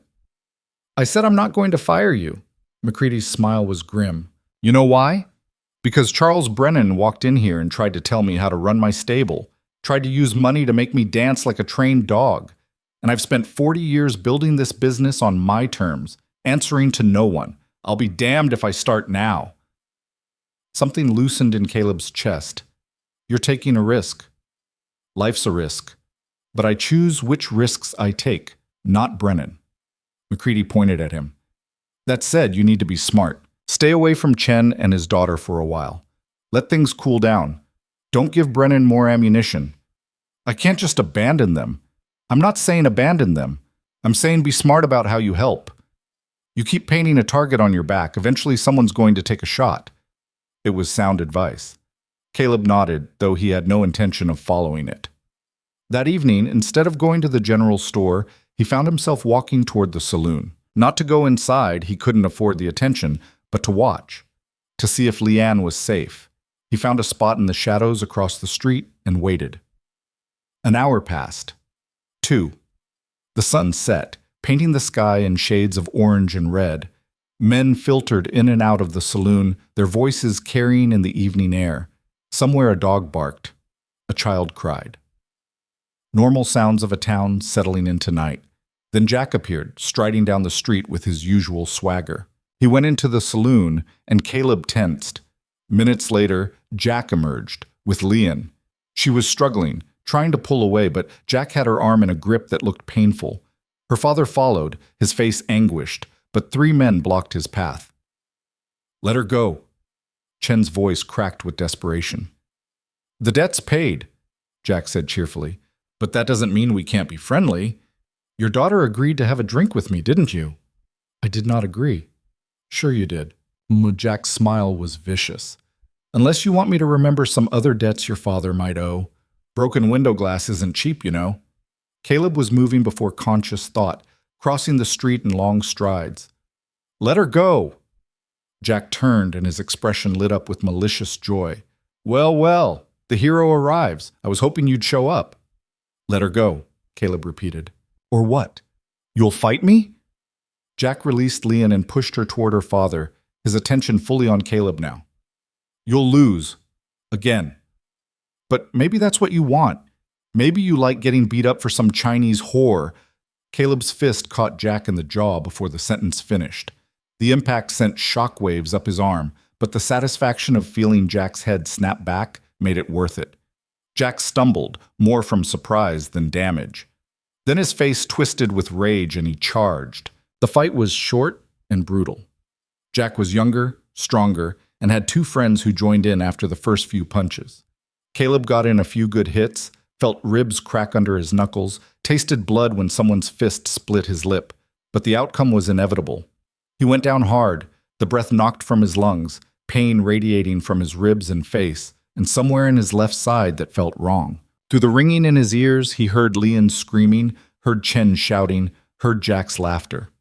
Stay down, Jack advised, breathing hard, and stay away from what's mine. Caleb tried to get up, and the world tilted. He caught a glimpse of Leon's face, tear-streaked and terrified, before darkness swam across his vision. When he woke, he was lying in the stable loft. His entire body was one massive ache, centered around his ribs where each breath sent sharp stabs of pain through his chest. His left eye was swollen shut. His jaw felt like someone had hit it with a hammer. "Don't move," Leon's voice. He turned his head, carefully, and found her sitting beside him, a basin of water and clean cloths beside her. "You have broken ribs, maybe 3. How did Mr. McCready and Mr. Garrett carried you here. I followed to help." Her hands were gentle as she cleaned blood from his face. "You are fool. Stubborn, stubborn fool. You mentioned—" He coughed and agony lanced through his chest. "Mention that." "Stop talking," but her voice cracked. "Just stop. You could have been killed." "Worth it. It was not worth it." The words burst out of her, sharp with tears. "You think I want this? You think I want you hurt because of me? He was hurting you. So you hurt yourself worse? That makes no sense." She set down the cloth, her hands shaking. "You cannot keep doing this. You cannot keep trying to save me. I am not worth it." "Yes, you are. I am laundry girl, nobody, nothing. You throw yourself at Jack Brennan, at his father's power for nothing, not nothing." Caleb caught her hand with his, ignoring the pain it cost him. "Never nothing." She stared down at their joined hands, tears spilling over. "I do not understand you. You have nothing. You are nothing. Why do you care so much?" "Because I've been nothing my whole life," Caleb wanted to say.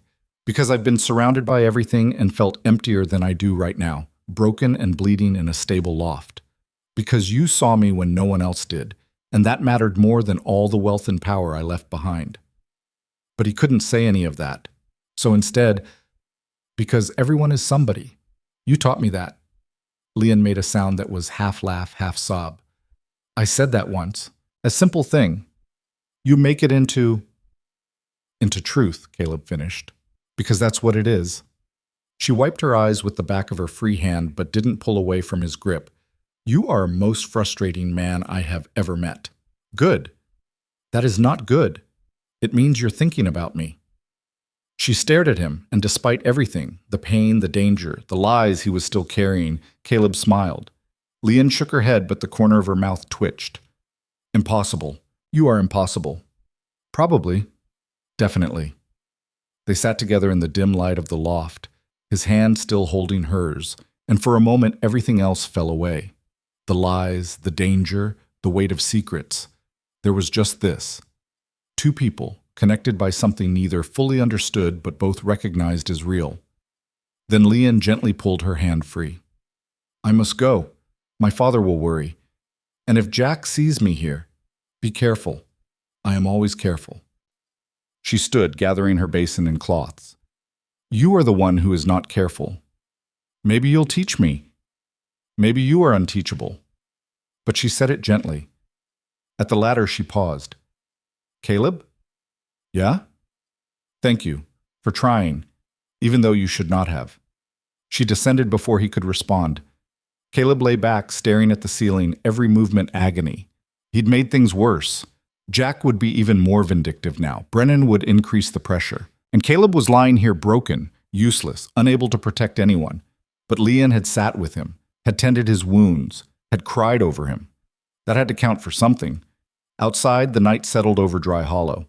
And somewhere in Montana, Magnus Hale's empire continued running without him, proving what he'd suspected all along, that he'd never been necessary, just wealthy enough to maintain the illusion of importance.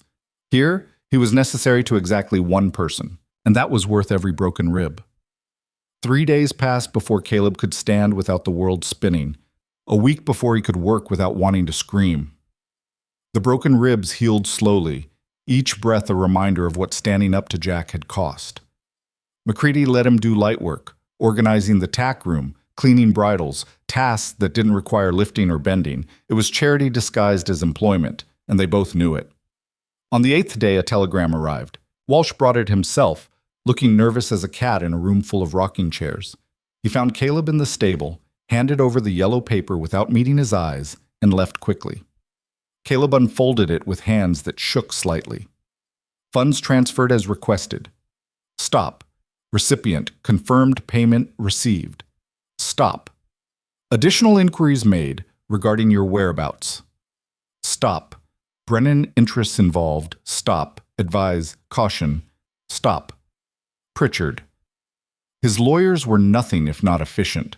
They'd sent the money, kept it anonymous, and somehow discovered that the Brennans were asking questions, which meant Charles Brennan had resources enough to track a telegram from Dry Hollow to Helena and start connecting dots. The net was tightening.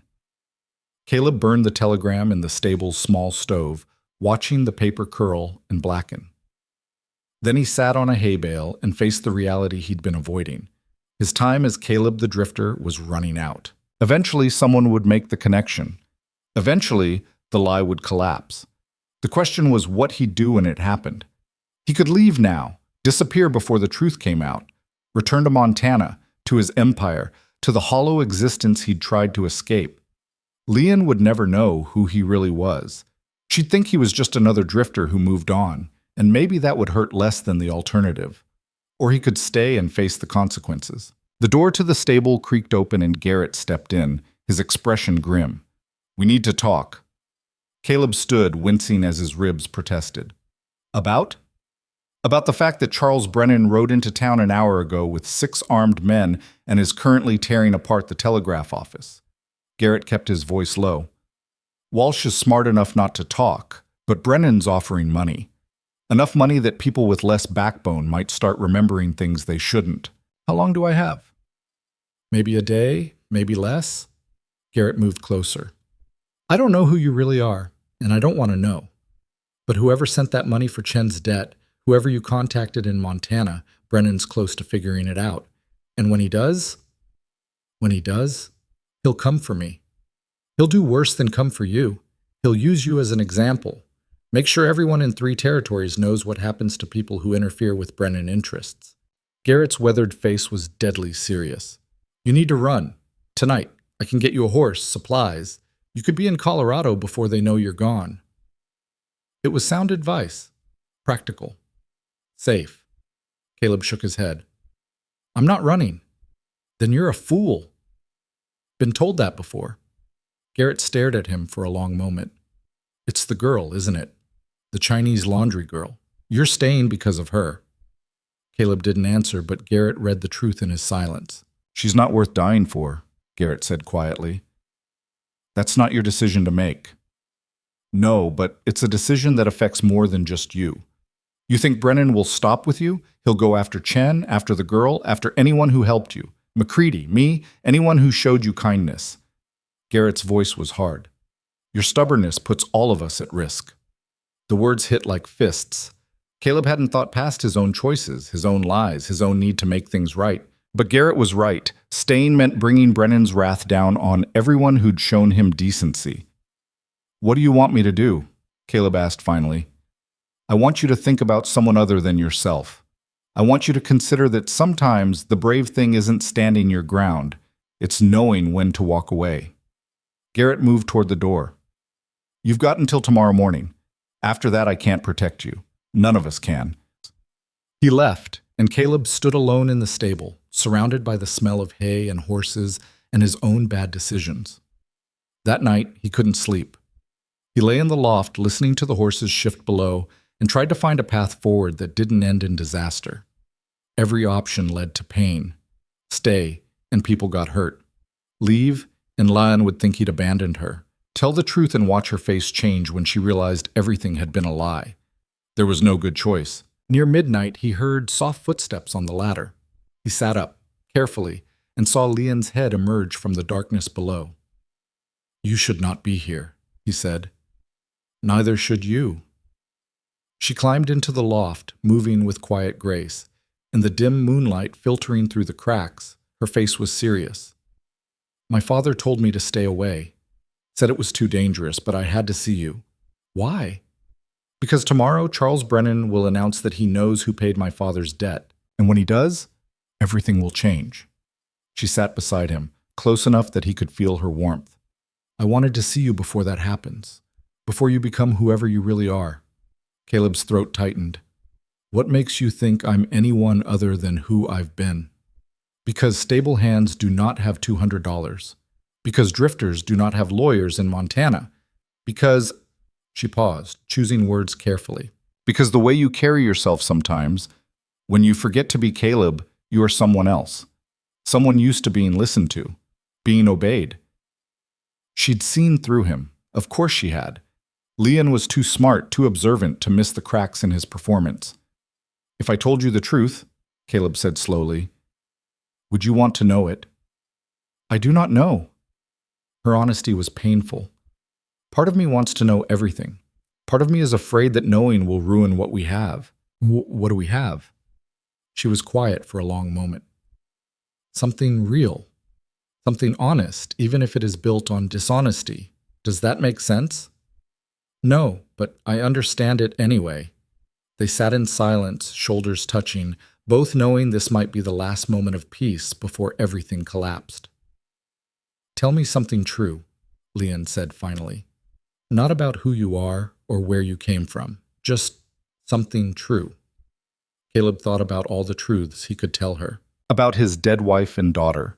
About the empire he'd built to fill the emptiness. About the 15 years of hollow relationships and calculated friendships. Instead, he said, the day you gave me water was the first time in years anyone saw me as just a person, not what I could do for them or what they could get from me. Just me. And it changed something in here. He pressed a hand to his chest. Something I thought was dead. Leon's breath caught. That is very sad truth. Yes, but also beautiful one. She took his hand, lacing her fingers through his. They sat like that, two people holding on to something fragile in the darkness, knowing dawn would bring consequences neither could avoid. I should go, Leon whispered, but she didn't move. Stay. Just a few more minutes. A few more minutes.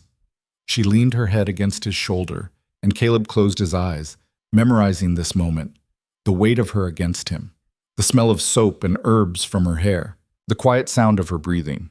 Whatever happened tomorrow, he'd have this. One moment of perfect, painful honesty before the lies caught up with him. When she finally left, slipping down the ladder like a ghost, Caleb lay back and stared at the ceiling until the first light of dawn crept through the cracks. Morning came with the sound of horses. Lots of them. Caleb dragged himself to the loft opening and looked out to see Charles Brennan riding down the main street with his men flanking him like an army. They stopped in front of the saloon, and Brennan dismounted with the casual confidence of a man who owned everything he surveyed. Get everyone out here, Brennan's voice carried clearly. I've got an announcement to make. People emerged from buildings slowly, wary of Brennan's reputation. Sutton appeared, looking nervous. Jack stepped out with a smile that suggested he knew what was coming and liked it. Chen and Leanne came last, her father's hand protective on her shoulder. Caleb climbed down from the loft, his ribs screaming protest. McCready appeared beside him. Don't go out there, the stable owner said. Have to. You really don't. But Caleb was already walking toward the growing crowd. His ribs ached with every step. His left eye was still slightly swollen. He looked like exactly what he was. A man who'd been beaten and was stupid enough to come back for more. Brennan saw him and smiled. It was the same smile Caleb had seen on 100 powerful men, the smile that said checkmate. There he is, Brennan announced, the mysterious benefactor, the noble drifter who somehow had access to lawyers in Helena and $200 to throw around. He pulled a paper from his coat. You know what this is? Telegraph from Pritchard and Stone, confirming the transfer of funds on behalf of their client. And you know who their primary client is? The crowd murmured. Caleb kept walking forward, his face neutral.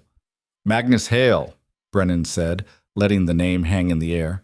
Richest cattle baron in Montana Territory. Owns more land than some states, and apparently, he gestured to Caleb, likes to play dress-up as a stable hand. The silence was deafening. Caleb saw Leon's face go white, saw Chen's confusion, saw McCready and Garrett exchange glances that said they'd suspected but hoped they were wrong. That's right, Brennan continued, enjoying himself. Your mysterious helper, your noble friend, is Magnus Hale, playing some kind of sick game, pretending to be poor while sitting on a fortune that could buy this entire town 100 times over. Is this true? Sutton's voice was sharp. Are you Magnus Hale? Every eye turned to Caleb. He could deny it, could call Brennan a liar and force him to prove it. But what would that accomplish? Delay the inevitable for a few hours, maybe a day? Yes, Caleb said quietly. It's true. The crowd erupted. Shouts of anger, disbelief, betrayal. Someone threw a rock that missed Caleb by inches. Jack was laughing, the sound ugly and triumphant. Through it all, Caleb kept his eyes on Leanne, watched her face transform from shock to understanding to something that looked like grief. Her father pulled her back, protective, his own expression hardening into the careful blankness Caleb recognized as survival instinct. You lied to us, someone shouted. Played us for fools, another voice added. Why? This came from Garrett, and his voice cut through the chaos. Why pretend to be something you're not? It was a fair question.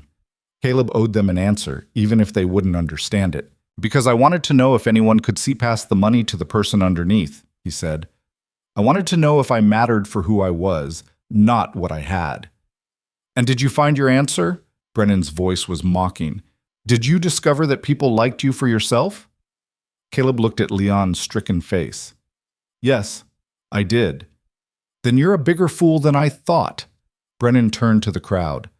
This man deceived all of you, came into your town pretending to be one of you, when all along he was judging you, testing you, treating you like experiments in his little game, and you, he pointed at Chen, took his money. Money earned through exploitation and greed, no different from the debts Sutton holds. That's not fair, Caleb started. Fair? Brennan's laugh was harsh.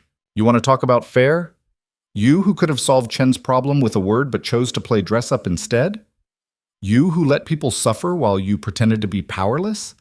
Don't talk to me about fair. The words hit home because they were true. Caleb had let Chen struggle, let Leanne live in fear, all so he could maintain his experiment. He'd chosen his own need for validation over their immediate relief. I made mistakes, Caleb said. I know that. But the money I sent was real. The help was real. The help was a lie. Chen's voice cracked like a whip. For the first time since Caleb had known him, the old man's careful control had shattered. You let me think I had friend, someone who understood struggle, but you were just rich man playing pretend. Mr. Chen, No. Chen held up a hand. You do not get to explain. You do not get to make this better with words. He turned to his daughter. Come, we are leaving. Father, now. Leanne looked back at Caleb once, her eyes bright with tears, before letting her father pull her away. The crowd parted for them, and Caleb watched them disappear, taking with them the one thing that had made any of this worthwhile. Brennan stepped closer, his voice low enough that only Caleb could hear. You cost me face when you interfered, made my son look weak. I don't forget things like that. What do you want? I want you gone from this territory, today, and I want everyone here to know what happens to people who think money makes them better than the rest of us. Brennan raised his voice. Magnus Hale came here pretending to be one of you, but he's not. He never was. He's everything wrong with the frontier, rich men playing games with other people's lives. The crowd's mood was shifting from shock to anger. Caleb could feel it building, dangerous and unpredictable. These were people who'd struggled all their lives, who'd watched men like him take and never give back. And now one of those men had infiltrated their town, pretended to be poor, made them feel like fools. Get out, someone shouted. Don't belong here, another voice added. The rocks came next, small ones at first, then larger. Caleb stood his ground, taking the hits, refusing to run. This was his penance. This was what he deserved for the lies he'd told. A rock caught him above the left eye, and blood ran hot down his face. Another hit his shoulder, numbing his arm. Still, he didn't move. Enough!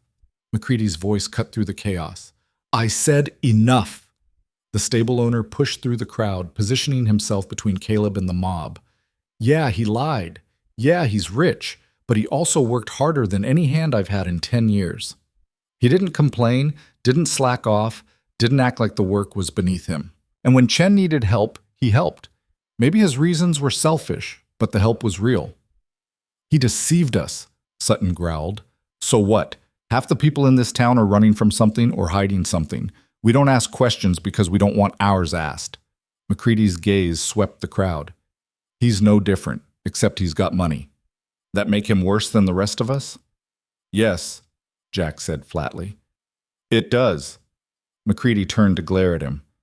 You don't get a vote, boy. Your daddy might own half the territory, but he doesn't own me. Now everyone get back to your business. Show's over. The crowd dispersed slowly, muttering. Brennan mounted his horse, his expression satisfied. You've got until sundown, he told Caleb. After that, I can't guarantee your safety. He rode away, his men following. Jack lingered long enough to meet Caleb's eyes and smile before joining them. When the street was empty except for McCready and Garrett, Caleb finally let himself slump against the stable wall. Blood dripped from the cut above his eye, mixing with the dust at his feet. You need to leave, Garrett said quietly. Brennan meant what he said. I know. But you're not going to, are you? Caleb touched the cut on his forehead, his fingers coming away red. Not yet. Why? What's left here for you? McCready's voice was gentler than his words. The girl won't see you. Her father thinks you're worse than Sutton. The town wants your head. What are you staying for? That was the question, wasn't it? What was left? He'd lost Leon's trust, destroyed any chance of honest connection, proven that Brennan was right. He was just a rich man playing games. But there was one thing left to do, one way to prove that the person he'd been as Caleb was real, even if the circumstances had been false. The drought's getting worse, Caleb said. Creek's almost dry. Town's gonna need water soon. What's that got to do with you? Everything.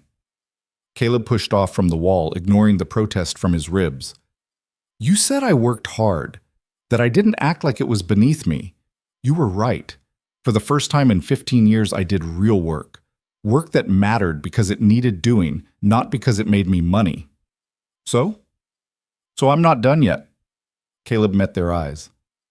There's a spring, underground, about a mile north of town.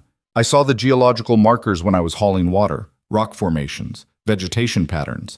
It's there, just needs someone to dig for it. Garrett frowned. You sure about that? I funded enough ranch operations to know what to look for. The water's there. Caleb started walking toward the stable. And I'm going to find it. By yourself? McCready called after him. If I have to. That's insane. Even if you're right about the spring, it would take weeks to dig that deep. You don't have weeks. You don't have a day. Caleb turned back. Then I better get started. He gathered tools from the stable, shovels, picks, a hand drill McCready used for post holes, loaded them onto a cart. His ribs screamed with every movement, but he ignored the pain. Pain was temporary. This mattered. You're really doing this, Garrett said, watching him work. Yes. Why? To prove something to the town, to the girl? To myself. Caleb hefted a shovel. I came here asking if anyone could value me for who I was, but I never asked if I could value myself that way, if I could be worth something without the money and power propping me up. And digging for water proves that? It's a start. McCready and Garrett exchanged glances. Then, without a word, Garrett picked up a shovel. What are you doing? Caleb asked. Something stupid, apparently. Garrett's smile was wry. But if you're right about that spring, the town needs it, and I've got nothing better to do. McCready grabbed another shovel. Two things I hate, being told what to do and watching good work go undone. Let's go find your water. Caleb felt something crack in his chest that had nothing to do with broken ribs. You don't have to. We know. McCready cut him off. We're doing it anyway. Now stop wasting daylight and show us where to dig. They loaded the cart and headed north. Three men united by nothing except stubbornness and the belief that sometimes the right thing was worth doing, even when it made no sense. The spot Caleb had identified was marked by a cluster of cottonwood saplings growing in a depression. The trees shouldn't have survived the drought unless they had access to water below the surface. Around them, the rock formations suggested an underground aquifer, nothing massive, but enough to supply a small town if they could reach it. How deep? Garrett asked. 20 feet, Maybe more? McCready whistled low. That's a lot of digging. Yes, it is. Caleb picked up a shovel. Better get started. They dug through the morning, taking turns when exhaustion hit. The ground was hard, baked by weeks of sun and drought. Each shovelful felt like lifting stone. Sweat poured despite the early hour, soaking their clothes, burning their eyes. Caleb's ribs protested every movement, sending sharp pains through his chest. He ignored them, pushed through. When his hands started bleeding from blisters, he wrapped them in cloth and kept digging. By noon, they'd gone 5 feet down. The hole was narrow, barely wide enough for one man to work. They'd need to widen it as they went deeper, reinforce the walls, but for now they just dug. Water break, Garrett called, hauling himself out of the hole. They sat in the shade of the cart, passing a canteen. In the distance, dry hollow shimmered in the heat. Caleb could see people moving in the streets, going about their lives. Wondered if Leanne was watching, if she cared. You really love her, McCready said. It wasn't a question. Caleb took a long drink before answering. Yes. Even though she won't forgive you? Especially because she won't. It means she has standards. Means she won't accept lies just because truth is harder. Caleb handed back the canteen. She deserves better than what I gave her. So you're digging a well to make up for it? No, I'm digging a well because this town needs water and I can help provide it. What Leanne thinks about that, that's up to her. They went back to digging. The afternoon sun beat down mercilessly. People from town started appearing, watching from a distance. Some came closer, curious. A few even asked questions. What's he doing? Caleb heard someone ask. Looking for water, Garrett answered, hauling up another load of dirt. Out here? That's crazy. Maybe, but he seems pretty sure. By evening, they'd reached 10 feet. The walls of the hole were starting to close in, making it harder to swing the shovel. They'd need to shore up the sides soon or risk collapse. Caleb climbed out of the hole, every muscle screaming. Blood seeped through the cloth on his hands. His ribs felt like someone was driving knives between them with each breath. That's enough for today, McCready said firmly. We'll start again tomorrow. I can keep going. Ooh, no, you can't. Look at yourself. Garrett pointed to Caleb's hands. You're bleeding through the bandages. Your lips are cracked. You're swaying on your feet. Another hour, and you'll collapse. Caleb wanted to argue. Wanted to keep digging until he hit water or his body gave out, whichever came first. But they were right. He was at the edge of his endurance. Tomorrow, then. They packed up the tools and headed back to town. As they approached, Caleb saw a small figure waiting by the stable. His heart jumped, thinking it might be Lan. It was Chen. The old man stood straight-backed, his expression unreadable. When they reached him, he bowed slightly, not to Caleb, but to McCready and Garrett. You help him dig? We did, Garrett confirmed. Why? Because the town needs water, McCready said simply. And because he's not wrong about where to find it. Chen's gaze shifted to Caleb. You think you can fix things with shovel? Make people forget you lied? No, Caleb said. I don't think that at all. Then why? Because it's the right thing to do. Because this town took me in when I had nothing, even though I didn't deserve it. Because, Caleb paused, choosing his words carefully. Because I want to be the person I was pretending to be. Someone who helps because it needs doing, not because there's something in it for him. Chen studied him for a long moment. You hurt my daughter. I know. She trusted you, believed you were like us, struggling, alone. You made her feel less alone. Then you proved it was a lie. It wasn't a lie. Not the important parts. The important parts, Chen's voice rose slightly. You are one of richest men in territory. My daughter is laundry girl. There's no part of that that is not lie. Caleb had no answer to that. Chen was right. The gulf between Magnus Hale and Leon was unbridgeable. Money, power, status, all of it separated them in ways that couldn't be overcome by good intentions. I'm sorry, Caleb said finally, for the pain I caused, for the deception, for everything. Chen stared at him. Then, without another word, he turned and walked away. Caleb stood in the gathering darkness, covered in dirt and blood, and felt the full weight of what he'd lost settle over him like a shroud. That night, lying in the stable loft, he stared at the ceiling and wondered if any of this was worth it. He could leave right now, return to Montana, pretend none of this had happened. Go back to being Magnus Hale, wealthy and powerful and completely alone. But he thought about the hole they'd dug, 10 feet down and going deeper. Thought about the water waiting below the surface, ready to sustain this town through the drought.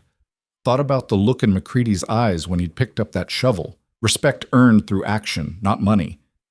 And he thought about Leon's face when Brennan had revealed the truth, the betrayal, the hurt. He couldn't undo the lies, but he could prove that the person he'd been, the parts that mattered, was real. So he'd dig, he'd find that water, and maybe, somewhere in the process of breaking his back and bleeding his hands raw, he'd find what he'd been looking for all along. Not someone who could love him despite his wealth, but proof that he was worth loving without it. Dawn broke over Dry Hollow with the kind of heat that promised suffering. Caleb was already at the dig site, his body protesting every movement as he lowered himself into the hole. 15 feet down now, and still no sign of water. Just endless dirt and rock and the crushing doubt that maybe he'd been wrong about the spring. McCready arrived an hour later, followed by Garrett. They didn't speak, just picked up their tools and started working. The rhythm they'd developed over the past 3 days continued. One man in the hole digging, two hauling dirt up in buckets, rotating when exhaustion hit. By mid-morning, others started appearing. Not to help, but to watch. They stood at a distance, arms crossed, faces skeptical. Caleb could feel their judgment like weight on his shoulders, but he kept digging. 17 feet, Garrett called out, measuring with a marked rope. Still dry. Keep going, Caleb said, though his voice was hoarse from dust and exertion. How deep you planning to go? Someone from the watching crowd shouted. As deep as it takes. Laughter rippled through the onlookers. Fool's errand, ain't no water out here. Caleb didn't respond, just drove the shovel deeper, ignoring the fresh blood seeping through his bandages. Around noon, something changed. The dirt in the hole started feeling different, damper, heavier. Caleb's heart raced as he dug faster, his exhausted muscles finding new strength. Wait, he called up. Stop hauling for a minute. He knelt in the narrow space, pressing his hand against the dirt wall. It was definitely wet. Not flowing water yet, but moisture, real moisture. We're close, he shouted up. Maybe another few feet. The news rippled through the watching crowd. Some moved closer, curiosity overcoming skepticism. Others shook their heads and walked away, unwilling to believe. McCready lowered himself into the hole beside Caleb. Let me see. Caleb showed him the damp earth. McCready pressed his own hand against it, then looked up at Caleb with something like respect.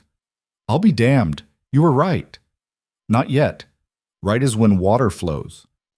They dug together in the cramped space, shoulders bumping, taking turns with the shovel. 18 feet, 19.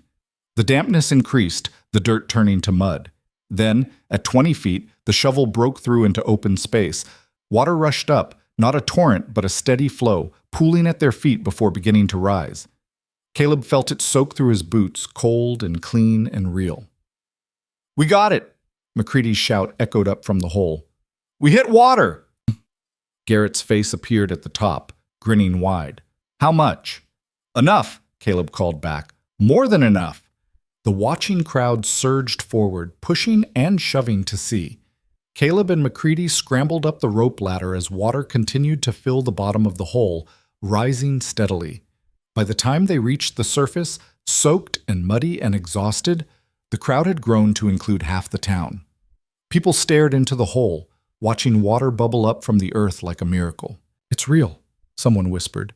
He actually found it. Caleb stood to the side, breathing hard, his entire body shaking from exertion and relief. He'd been right. The water was there. He'd proved.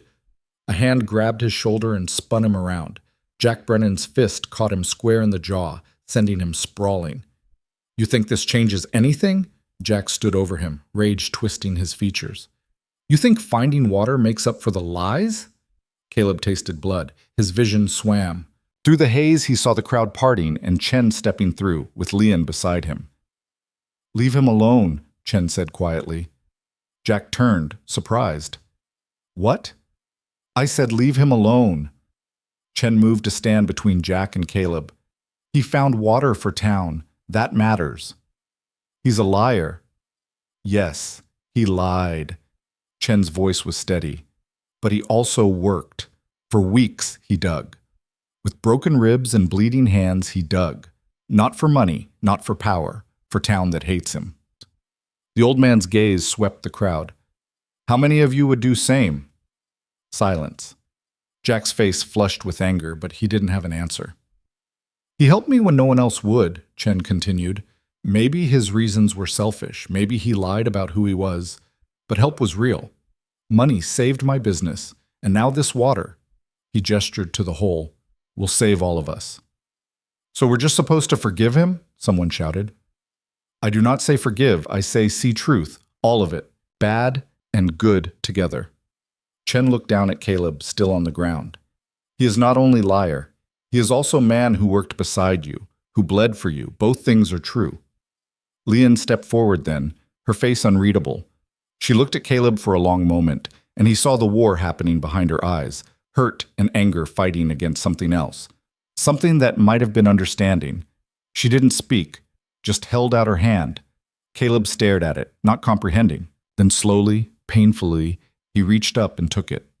Her grip was strong as she helped him to his feet, steady as he swayed. Their eyes met, and in that moment, everything that couldn't be said in words passed between them.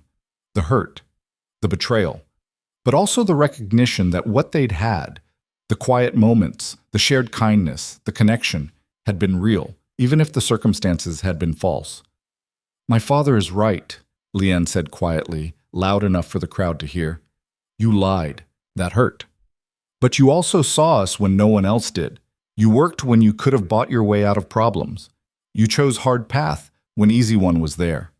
She paused. I do not forgive you yet, but I see you trying to earn it. Jack made a disgusted sound. You're all fools. He's playing you again. No. The word came from an unexpected source. Sutton stepped forward, his expression grudging. The boy's wrong. Whatever game Hale was playing before, this ain't part of it. Nobody digs 20 feet through a rock for a game. Thank you, Caleb managed, his voice rough. Don't thank me. I still think you're a lying bastard, Sutton spat. But you found water when we needed it. That counts for something. More people were gathering now, staring into the hole where water continued to rise. Someone had already started building a frame to keep the walls from collapsing. Someone else was fashioning a bucket system to haul water up. The town was coming together around the spring Caleb had found, and for the first time since Brennan's revelation, he saw something other than hatred in their faces. Not forgiveness, exactly, but maybe the beginning of understanding. Jack shoved through the crowd, his face dark with fury. My father's going to hear about this. Let him hear, McCready said flatly. Your father don't own this water. None of us do. It belongs to the town. Jack stalked away and the crowd began to disperse, already making plans for how to distribute the water, how to protect the spring, how to ensure it would sustain them through the drought. Lian still held Caleb's hand. When the others had moved away, leaving them in relative privacy, she finally let go. You should clean those, she said, gesturing to his bleeding hands. I will. You should also eat, rest. You look like death. I've been told that before. Her lips twitched slightly, almost a smile. Stubborn fool. Definitely. Caleb met her eyes. Lian, don't. She held up a hand. Not now. You need to rest. We need to think. Too much has happened to rush this. But no. Her voice was gentle but firm. You spent weeks lying. Now you have told truth.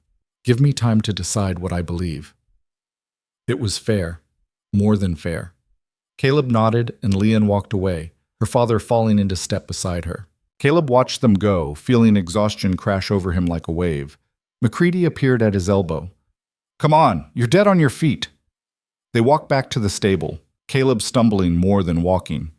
In the loft, he collapsed onto his straw pile, too tired to even remove his boots. You did good work, McCready said from the ladder. Whatever else is true, that's true too. Sleep took him before he could respond. He woke to darkness and the sound of rain. At first he thought he was dreaming. Rain hadn't fallen in Dry Hollow in weeks. But the sound persisted, steady and real, drumming on the stable roof. Caleb dragged himself to the loft opening and looked out. It was raining, not hard, but steady. The first real rain since he'd arrived. The street was empty except for one figure standing in the downpour, face turned up to the sky. Even from this distance, even in the darkness, Caleb recognized her. Leanne. He climbed down from the loft, his body protesting every movement, and walked out into the rain. It was cold, shocking after weeks of heat. It soaked through his clothes in seconds, washing away the dirt and sweat and blood. Leanne didn't turn as he approached, just kept her face tilted up, letting the rain wash over her.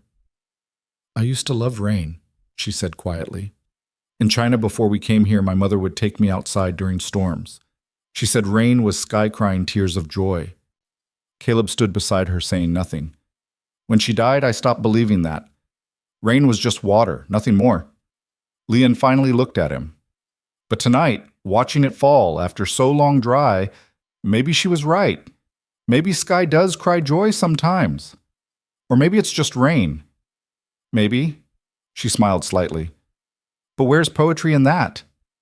They stood together in the downpour, two people who'd found each other through lies and kindness and the stubborn refusal to give up. "I'm still angry at you," Leanne said finally. "I know. You lied about everything important. Not everything. The way I feel about you. That was real." She was quiet for a moment. "How do I know? How do I know what was real and what was performance?" It was the question Caleb had been dreading, the one he didn't have a good answer to. "You don't. You can't. You just have to decide whether to trust me anyway." That is a terrible answer. "It's the only one I have." Leanne turned to face him fully. "In my mother's garden, there is a plant called trust flower. It only blooms once, and if you cut it, it never grows back. You understand?" Caleb nodded, his throat tight. "You cut my trust. Now you ask me to grow new one." She stepped closer. "That takes time, takes proof. You cannot rush flower to bloom." "I understand." "Do you?" "Because I do not think you do." Her voice was passionate now, all the careful control stripped away. "You are used to buying things, fixing things with money and power. But you cannot buy trust. You cannot force forgiveness. You have to earn it slowly, over time. And maybe even then, it does not come. I know that." "Do you?" She poked his chest. "Because part of me thinks you believe finding water fixes everything. That grand gesture makes people forget lies." "No, I don't think that." "Then what do you think?" Caleb took a breath, choosing his words with care. "I think I spent 15 years being Magnus Hale, and in all that time I never did anything that mattered. I made money, I built power, I surrounded myself with people who wanted things from me, but I never did anything real." He gestured back toward the dig site. "These past weeks, working in McCready's stable, hauling water, digging that hole. That's the first real thing I've done since my daughter died 17 years ago. The first time I've worked for something other than profit." Leanne's expression softened slightly. "You had daughter?" "For 3 days. She was born too early. My wife died giving birth to her. I held that tiny girl and knew what love felt like, and then she was gone." Caleb's voice cracked. "I spent the next 17 years making sure I never felt anything that real again. It was safer, emptier, but safer. And then? And then you gave me water." He smiled despite the tears mixing with rain on his face. "Such a small thing, but it broke something open that I'd kept locked away. Made me remember what it felt like to be seen as a person instead of a bank account." Leanne was crying too now, tears streaming down her face. "That is the saddest thing I have ever heard." "It's the truth. The only truth I have left to give you." She stared at him for a long moment, rain falling around them, washing everything clean. Then, slowly, she reached out and took his damaged hands in hers. "These hands worked," she said quietly. "These hands bled. These hands dug until they found water." She looked up at him. "I cannot forgive Magnus Hale yet, but maybe I can try to trust Caleb. Caleb is who I want to be." "Then be him. Not for me. Not to win me back. but because that is who you choose to be. She squeezed his hands once, then let go. Prove it every day, with work and honesty, and choosing hard path over easy one. Maybe then, flower blooms again. And if it doesn't, then at least you become person worth being, even without my forgiveness. She smiled through her tears. That is its own kind of redemption. She turned and walked back toward the laundry, leaving Caleb standing alone in the rain. But something had shifted. Not forgiveness, she'd been clear about that, but possibility.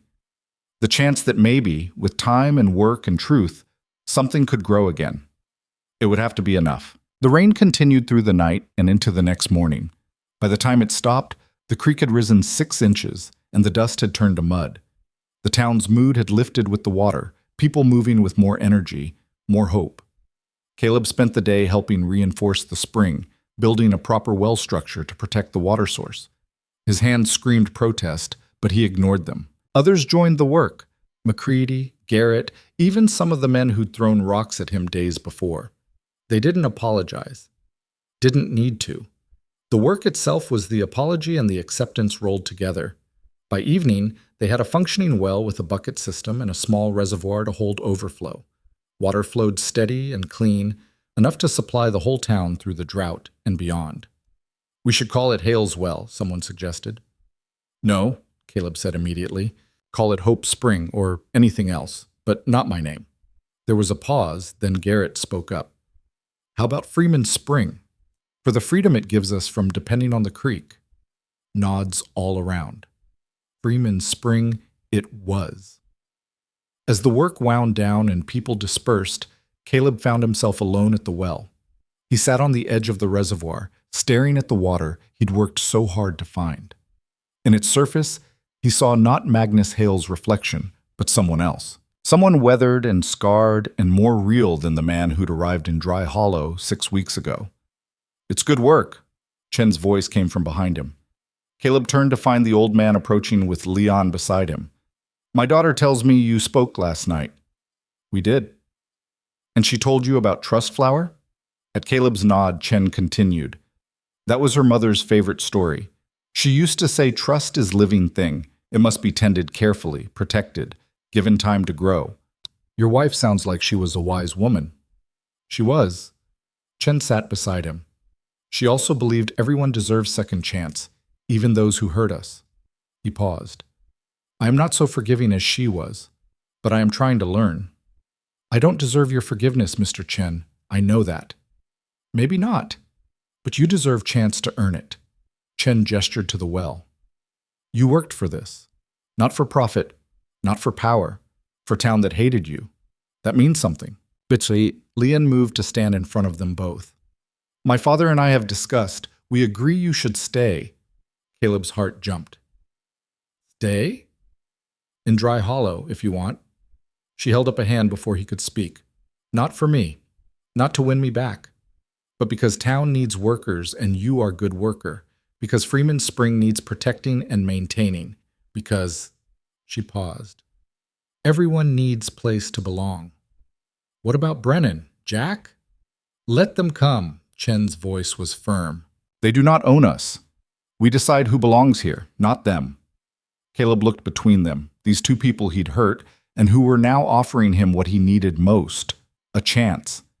Not forgiveness, not absolution, but the opportunity to prove through actions who he really was. I'll stay, he said. But not as Magnus Hale. That man stays in Montana. Here, I'm just Caleb. Just Caleb. Leon tested the words. I think I like that better anyway. Over the following weeks, Caleb established a new routine. He worked McCready's stable in the mornings, maintained the spring in the afternoons, and helped Garrett at the store when needed. He sent word to his lawyers to manage his Montana holdings remotely, giving them full authority over business decisions. Magnus Hale's empire continued running without him, proving what he'd always suspected. He'd never been essential to it. But here, in Dry Hollow, as Caleb, he was needed. The work was hard and the pay was minimal, but it filled something in him that wealth never had. Jack Brennan tried to cause trouble twice more. The first time, he showed up drunk and looking for a fight. The town ran him off before he could start one. The second time, he brought his father and made threats about water rights and legal challenges. Chen responded by filing proper claims with the territorial office, establishing Freeman Spring as a community resource. Charles Brennan could fight it, but he'd have to fight the whole town. Even he wasn't willing to make that many enemies over a single well. They left Dry Hollow alone after that. Slowly, day by day, Caleb rebuilt the trust he'd shattered, not through grand gestures, but through small, consistent actions. Showing up for work every morning, helping neighbors without being asked, keeping his word when he gave it. And slowly, almost imperceptibly, Lian began to soften. It started with small things. A nod when they passed in the street, a brief conversation about the weather. Once, she brought him coffee while he was working at the well, the gesture so reminiscent of those early days that it made his chest ache. "Thank you," he said. "It is just coffee." "It's more than that," she smiled slightly. "Maybe, but let us not rush flower to bloom, yes?" No rushing. 2 months after the spring was found, Caleb was working in Chen's garden. It had become part of his routine, helping tend the plants Leanne's mother had started, when Leanne appeared with a small package. "What's this?" he asked. "Open it." Inside was a tin cup, dented, worn, familiar, the same cup she'd first offered him water with all those weeks ago. "I thought Jack broke this," Caleb said quietly. "He broke different cup. I kept this one." She met his eyes. "It reminded me that sometimes people surprise you, that kindness can come from unexpected places, that everyone deserves to be seen." Caleb turned the cup over in his hands, remembering that first moment, the simple gift of water from a stranger, the beginning of everything that mattered. "Why are you giving it to me now?" "Because I have been watching. For 2 months, I watch you work, watch you help people without asking for credit, watch you choose hard path every single day." She took a breath. "Trust flower does not bloom yet, but roots are growing. That is something. That's everything." She stepped closer, close enough that he could see the exact shade of brown in her eyes, the small scar on her chin from some childhood accident, all the small details that made her uniquely herself. "I am still angry sometimes," she said, "about lies, about deception. That does not go away quickly. I know. But I'm also other things. Grateful for water you found. Impressed by work you do. Curious about man you are becoming." She touched the tin cup in his hands, hopeful that maybe, someday, we find way forward. "I'd like that." "Then keep working, keep being Caleb, keep choosing truth over easy lies." She smiled. "And maybe flower blooms when we are not looking." She left him in the garden, surrounded by green things growing against all odds. Caleb held the cup and thought about the journey that had brought him here, from the hollow wealth of Magnus Hale to the honest poverty of Caleb, from loneliness disguised as power to connection built on truth. He'd come to Dry Hollow asking if anyone could love him for who he was instead of what he had. He'd found the answer, though not in the way he expected. The question wasn't whether others could value him without wealth. It was whether he could value himself that way, whether he could find worth in work instead of profit, in connection instead of control, in being needed instead of being rich. The answer was yes. 6 months later, on a cold November morning, Caleb was repairing the well's bucket system when he heard footsteps behind him. He turned to find Leanne standing there, holding something in her hands. "What's this?" he asked, wiping grease from his fingers. She held out a small pot containing a single flower. Its petals were white with edges of pale blue, delicate and perfect. "Trust flower," she said quietly. "From my mother's garden. I thought it would never bloom again after you. After everything." She smiled, and there were tears in her eyes. "But this morning, I found it." Caleb stared at the flower, understanding the significance. "Leanne, I am not saying everything is fixed. I am not saying lies did not hurt. But I am saying..." She took a breath. "I am saying I choose to trust again. Not because you earned it perfectly, but because watching you try has been worth something. Because man you have become is worth trusting." Caleb set down his tools with shaking hands. "I don't deserve this." "Maybe not. But you worked for it anyway. For 6 months you showed up. You worked. You kept choosing truth even when lies would be easier. That matters. He pulled her close, careful and gentle, giving her every chance to pull away. She didn't. Instead, she wrapped her arms around him and held on tight, her face pressed against his chest. "I'm still Caleb," he said quietly. "Magnus Hale stays in Montana. I'm not going back to that life." "Good. I like Caleb better." She pulled back enough to look up at him. Man with bleeding hands and stubborn heart. Man who dug 20 feet through rock because it was right thing to do. That is man I choose. They stood together in the morning sun, beside the well that had saved the town, holding each other with the careful tenderness of people who'd learned that trust, once broken, becomes precious when it grows again. The tin cup sat on a shelf in Leanne's room, a reminder of where they'd started. The trust flower bloomed in her mother's garden, proof of where they'd arrived. And between those 2 points lay all the work and pain and honesty that had transformed Magnus Hale into someone worth loving. Not for his wealth or his power or his name, but for the simple truth of who he'd chosen to become. Years later, when people asked about Freeman Spring and the man who'd found it, the stories varied. Some said he was a wealthy rancher who'd given up everything for love. Others claimed he was just a drifter who got lucky. A few insisted he was a con man who'd somehow done one good thing. Only a handful knew the real truth, that he was all of those things and none of them. That he was simply a man who'd been lost and found himself in the last place he expected, through the kindness of a woman who'd seen past his lies to the person struggling beneath. And that sometimes the most valuable thing you can have isn't money or power or status, but the truth of who you are when everything else is stripped away. Caleb never returned to Montana, never reclaimed the title of Magnus Hale. He worked the stable, maintained the spring, helped Chen with the laundry when needed. He married Leanne in a simple ceremony with half the town watching, and they built a life together that was rich in everything except money. The tin cup sat on their table, filled with fresh water from Freeman Spring every morning, a reminder of small kindnesses, of seeing and being seen, of the moment when everything changed, and of the truth that in the end, what matters isn't what you have, it's who you choose to be when you have nothing left except yourself. That truth was enough. More than enough. It was everything.